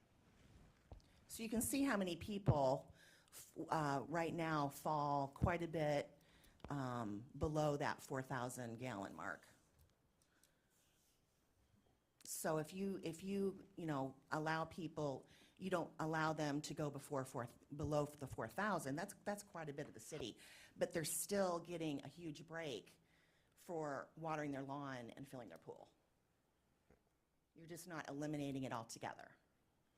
I mean, even I've benefited from it, and I still Oh, don't yeah. like it. Because if I'm getting charged the same dollar amount for 4 or 5 months in a row, and I'm actually using more water than that, then the city's getting screwed over, which, yeah, it's benefiting me, but if everybody's getting, a bill for less than what they're actually using, that's why we're getting that big deficit up there on our numbers. And it's hard for me as a council member to explain to people in the public, well, if you get rid of that winter averaging, and that creates an extra $500,000, $600,000, $700,000 in revenue in the wastewater treatment fund, then we might be able to eliminate that 5% fee increase that we got in there annually.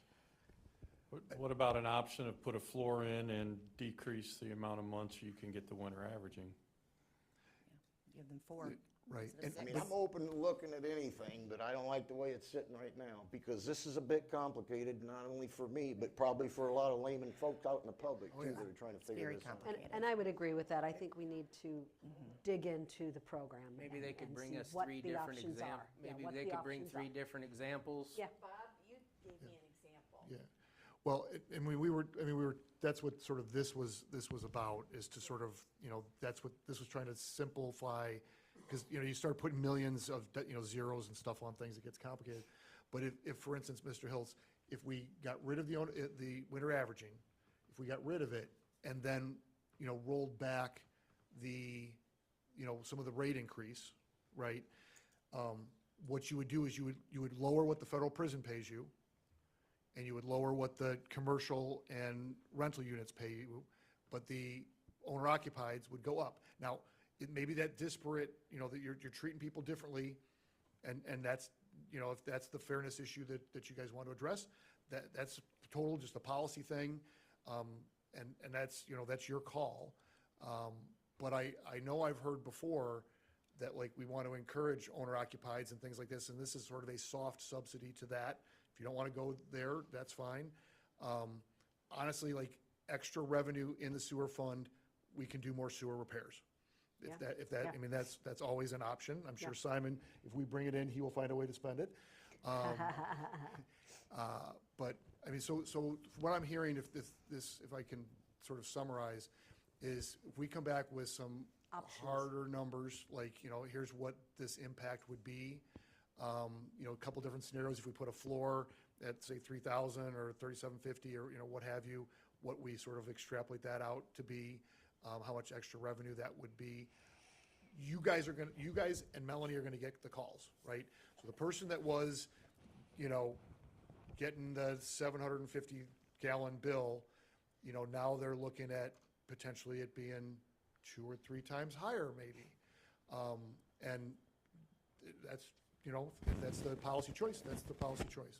We did field hundreds of calls in October because October was hot. And so people watered outside the winter average, and people were not happy. Not at all. So you want to change basically the 2,500, which you say is the multiple is complicated. That'd be a basic And the floor, and adding a floor to it. 3,000, would you say 4,000. Yeah, I would suggest probably 4,000 as your. 4,000's not divided. I know, that's why I keep saying that the math is hard. We would come up with I a have them multiple written of that. down here, so what is yeah. Well, 4,500. Definitely over 3,000. Yeah. We could always just have everybody who feels like they're not paying enough pay more. I think you need to bring us some options. Okay. Just like that was said, bring us a couple, 2, 3 options, and let's see. I know.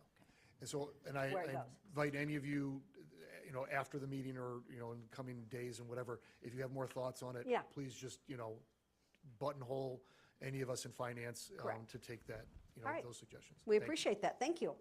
All right, we have now come down to 7:15, another discussion on amending residential solar energy code. Mr. Dossi. I'm going to let Nick McQuett go ahead and run with this. Nick, Mr. McQuett. Yeah. So recently, the city council placed the moratorium on the residential ground-mounted solar arrays. I did take the item to the ZBA on May 14th. Zoning board discussed it and didn't see any changes that needed to be made to the code. So at this point, I'm coming back to you, just looking for direction. If there's anything else that you want to address with it, that way I can go back to them. Okay. Okay, I'll start out by saying federal government is going to start rolling back the incentives. And I don't want to end up having a town full of ground-mounted solar panels that are going to be left to rot. And quite frankly, I think some people that I already know that have gotten solar panels on their roof are a little nervous because they're renting those solar panels at a subsidized price.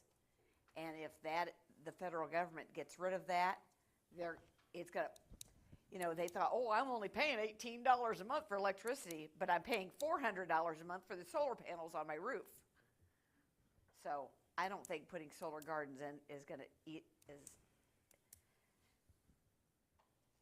on my radar anyway. I don't want to see it. Personal feeling. I say leave it alone, just like ZBA did. That's Is that listening the to them, consensus, where we're listening at? to them in the meeting. You don't mind that somebody has it in their front yard? Remember that house over there on Yeah, I went over and looked at it. Lawndale? Yeah, it was Yep, horrible. I looked at it. Well, It's horrible. we each have our opinion on what How'd we you think like to be about their it. neighbors? How'd you like to have that flashing in your face? Well, I'm not so sure it really flashes in their face because those panels have reflective things to prevent that, and those panels are stationary. And I it looks sat there and horrible. watched, and it would be very, very difficult to do the calculation that anything is shining off those panels in that residence across the street.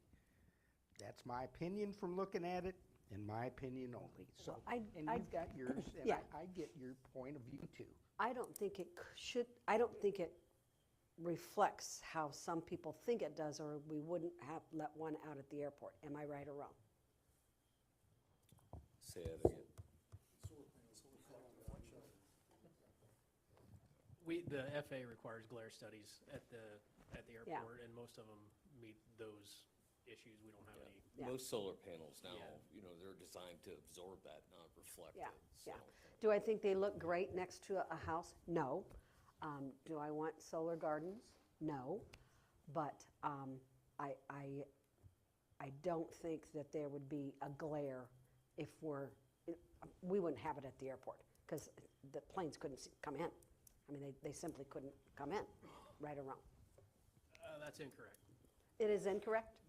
Yeah, They could still come in? Correct, yes. Okay. Because we All right, I'm no pilot. Yeah, we have a proposal coming soon for that Yeah. At the airport, so. Yeah. It's not an issue at the airport for us. But what I'm saying is, the panels don't glare how some people think they glare. Correct. Okay, that's what I was getting. Yeah, In the eyes of the FAA, And they yeah. they don't glare enough that they bother planes. okay. All right, what else? Ms. Phillips. Look, I'm green. Yeah, there you go. So I just want to make sure I understand. Right now, there is a moratorium. On residential ground-mounted solar arrays. Okay, so nobody's issuing any permits at this juncture until the council does something new? Or you lift the moratorium. That's what I meant. Yes. That as of tonight, this is not an action item. Right. So as of tonight, the moratorium stays. And we would have to come back and have a discussion on lifting that and/or changing the Yeah, code. so if there's a consensus tonight to lift the moratorium, there would be an action item for you at the next council meeting to lift that. If there's consensus to take something back to ZBA, then it would go to the June ZBA meeting, then back to you. Okay. So what kind of guidance would we like to give them? I know that you want to take it back to ZBA or something. Was there anybody at that ZBA meeting, Nick, from the public? To speak against this, no. They don't know to come to that. None of the people that No, live so- over there knew anything about this until it was put in. The solar code was passed, I believe, in 18 or 19, and most of the members that are on the board were on the committee when that ordinance was drafted. They don't feel that there was any changes that need to be met as long as you're meeting all those building setbacks. Okay. What kind of guidance would we like to give them? So I think there should be some guidelines as far as neighborhood approval. Neighborhood approval, they should have, talk to I don't know what So all I was gonna I don't think know of. if you can do that because you're kind of getting into, there's already state law that regulates HOAs from being able to do kind of what you're saying. What about fencing?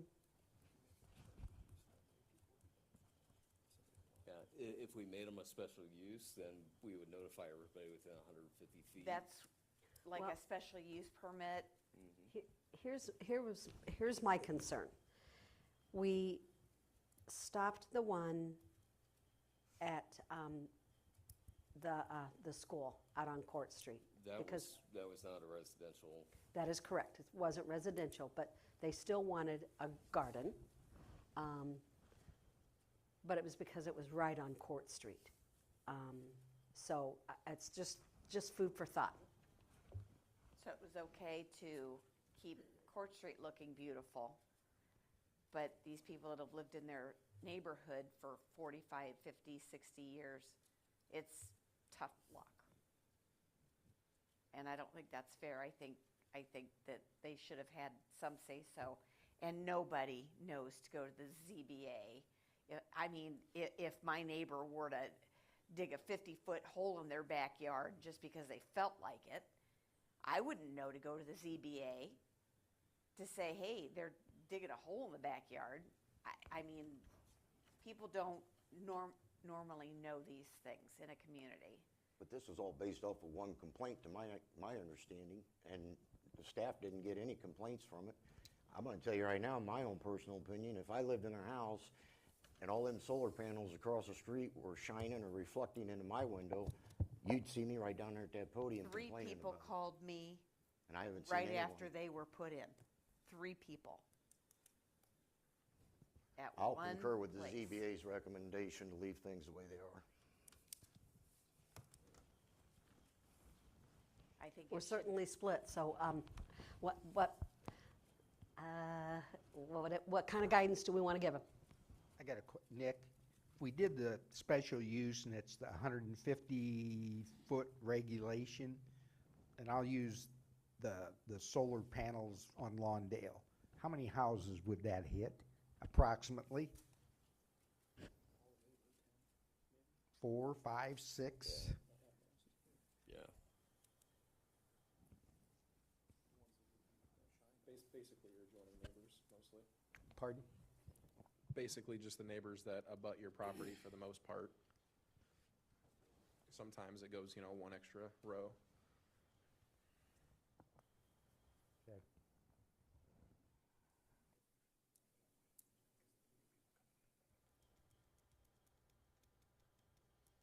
I just want to say that I personally don't find them that hideous.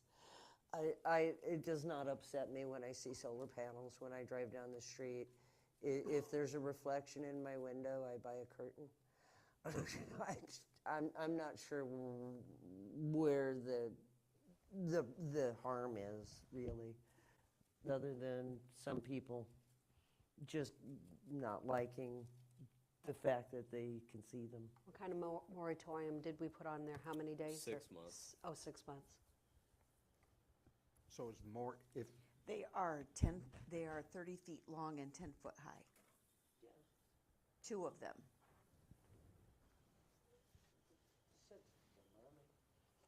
so how long's the moratorium for? 6 months, they said. But I mean, date-wise, was it July or something?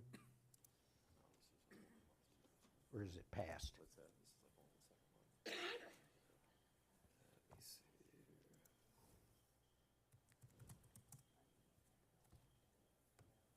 Nick, has anybody asked you to put in more? I have. Process, has a resident approached you? I have one other company that has requested a permit For residential? for residential ground mount, which is further out towards North Peak, and it's a large piece of property. I've had to deny it at this point. Right. So they're waiting for guidance. Yeah, When is- action to happen. Either the moratorium expires, code gets changes, or you guys. And when does the moratorium expire? Did you figure that out yet?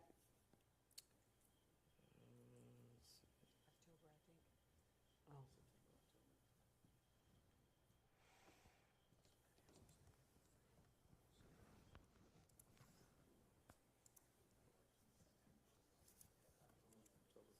October 14th. October 14th.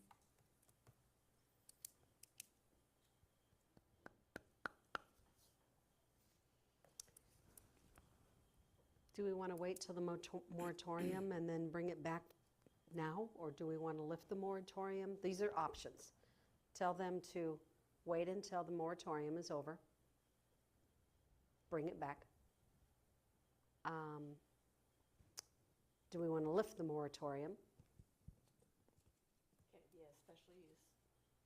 Special use. Those were 3 options I believe we have out there. So we could say we want to bring back on the next agenda or some future agenda in the near future to lift the moratorium. And at that That and would be at on the that next, point, or an agenda. Right. Mhm, yeah. Or if we just waited, the point of a moratorium is to give you time to fix or adjust. So unless we have a plan that we want to change something, it doesn't make sense to leave the moratorium just waiting until it expires. Then the question is, The zoning board has said they don't have any suggestions. Yeah, The- they don't, the- they see no changes. Right. The one change that I have understood people to kind of consider here is a special use function Yeah. or procedure so that the neighbors have a chance to object. Right.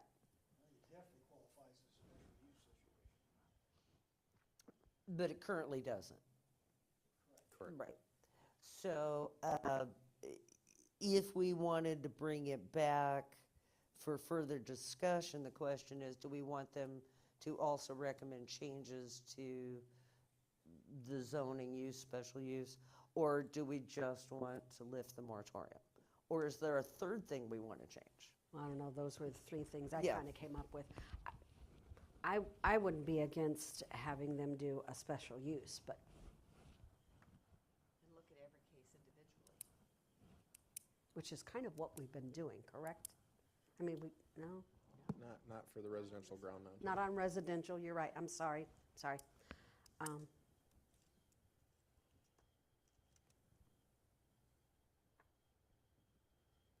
All right, it's down to lifting it or, and then, or special use, individual voting.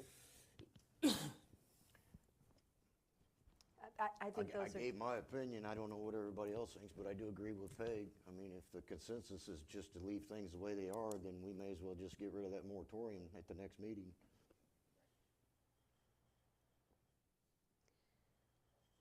Okay. That seems, To be honest with you. I know, I really don't. I didn't, I know. for a case base, I mean, if there was a bunch of them where you could gauge the public's Yeah. concern, then I would be more along the lines of,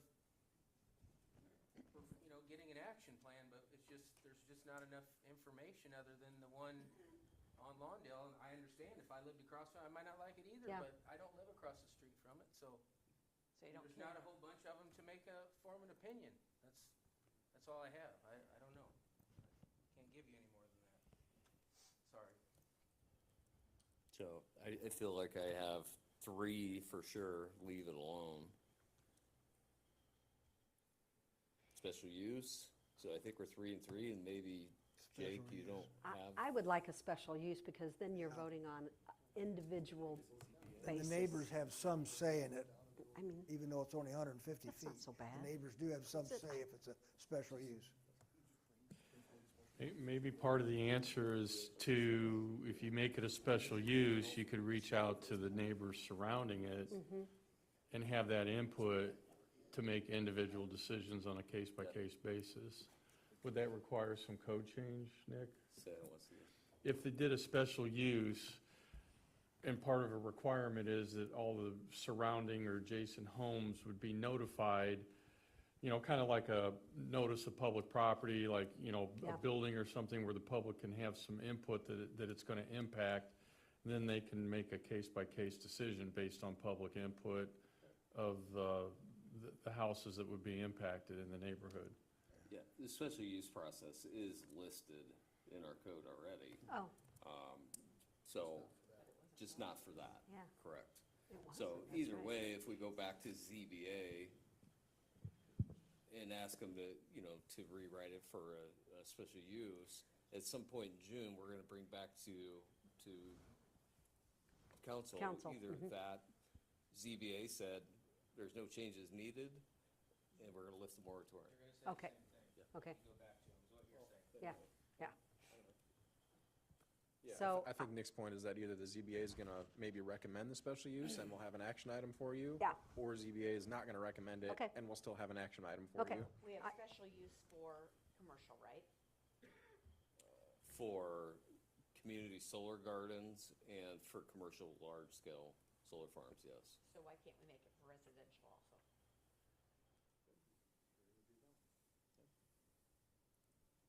Well, I got a question about that. Let's say we give it to 5 houses, okay, and 1 house says no and 4 say yes, or 3 say no and 2 say yes.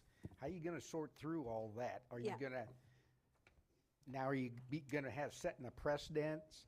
And, oh, I hate all my neighbors if they go in there and do that. No, I'm not for that.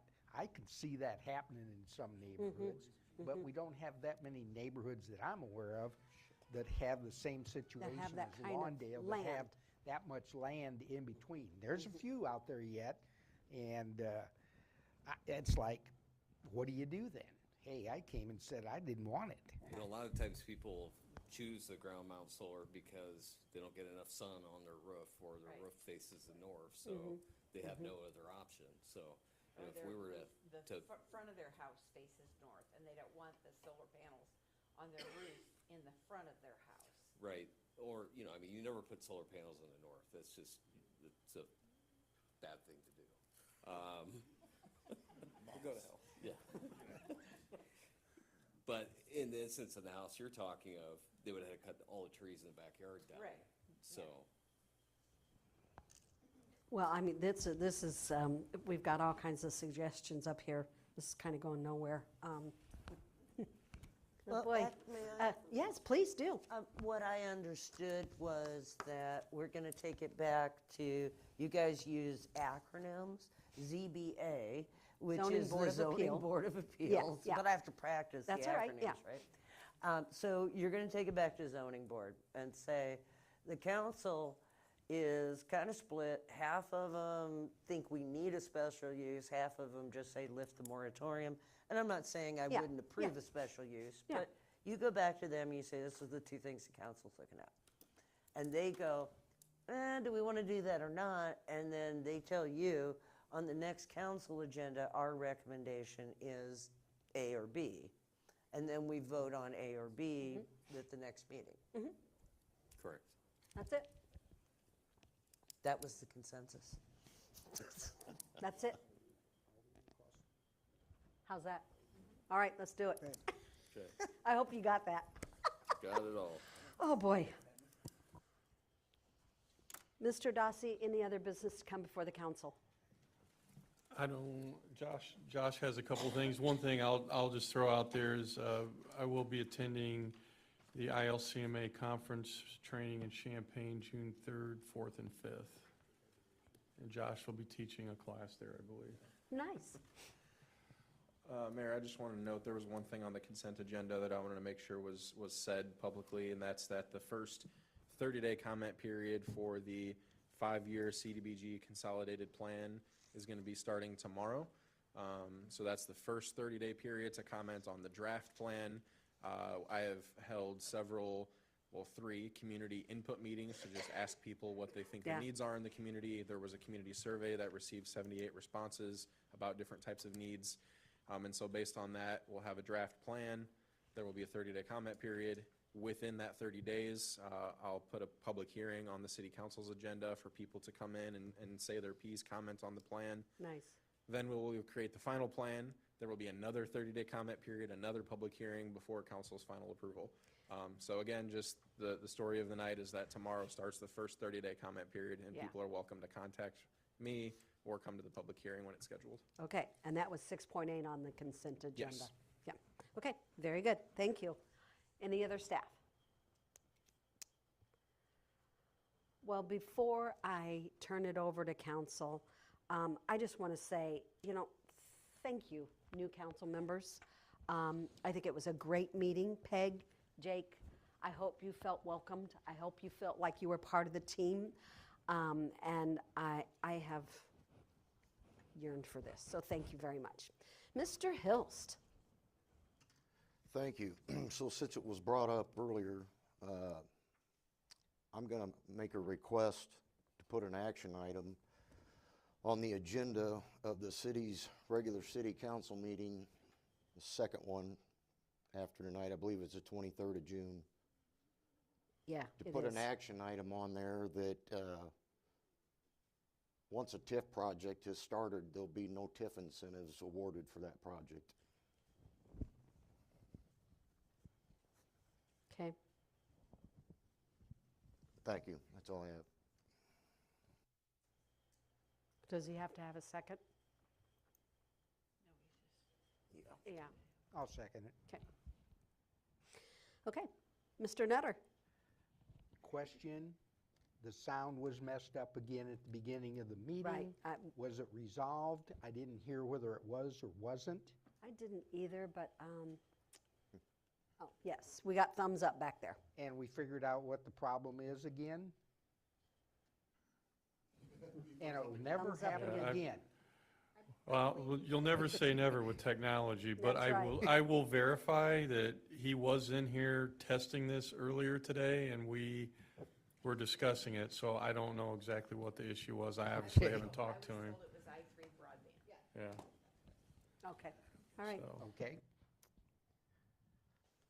The other stuff I've got, I'll talk to staff Okay. outside of the meeting. And you know, I think that's very kind of you. I want to thank you. Yeah, I think that's very kind of you. I'll try to get that straight. Peg. Well, I just want to thank the staff for sitting here for the 3.5 hours with nothing to do. So, and thanks to all of the people who've sat through it tonight. Look forward to talking to you about your input, and thank you. Thank you. Mr. Fletcher. Mayor, I'd like to make a motion to add to the June 9th agenda that Council Member Nutter be appointed Mayor Pro Tem. Second. I have a Mayor Pro Tem. Yeah, but isn't that up? I believe it is. Until I appoint a new one. I don't think that's what the, can somebody just check on that? Thank you. Pardon me? Oh, okay.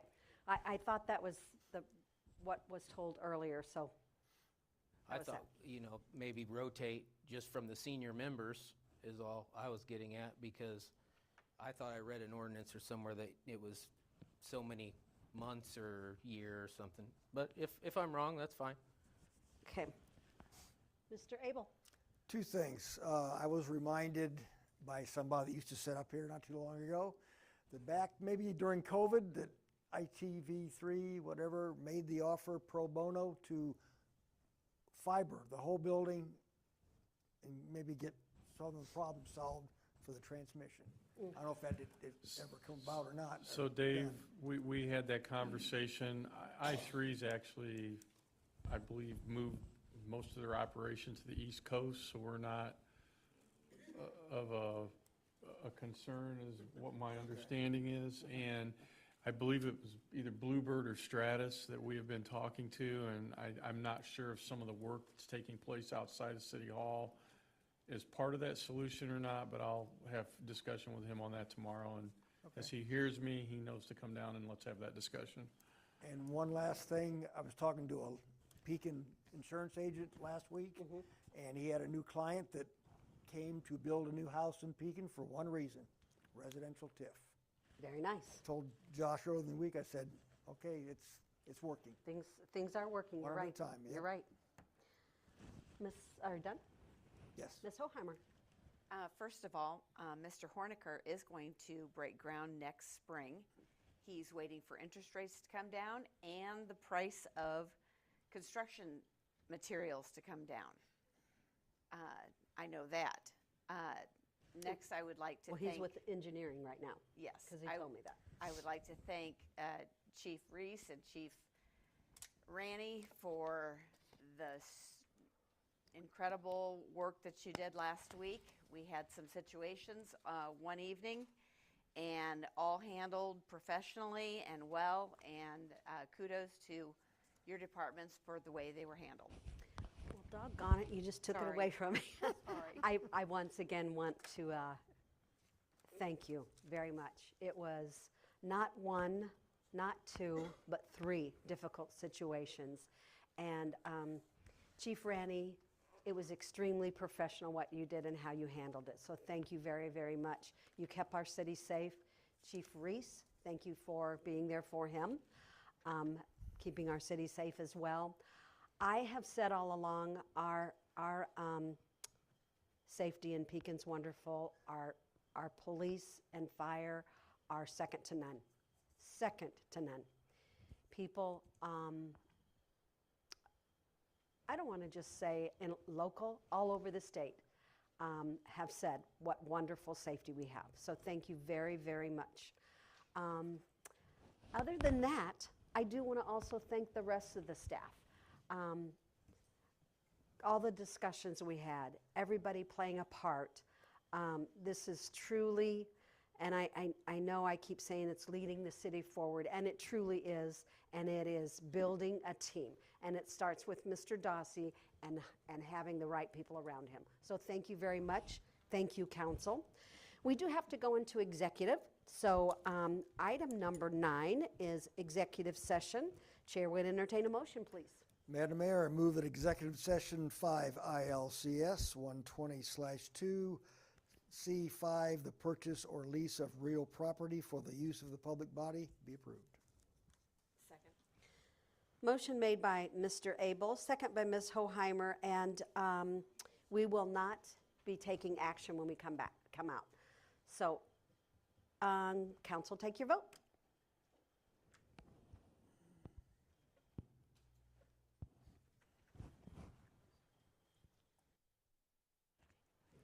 Oh, I have to. We're going to.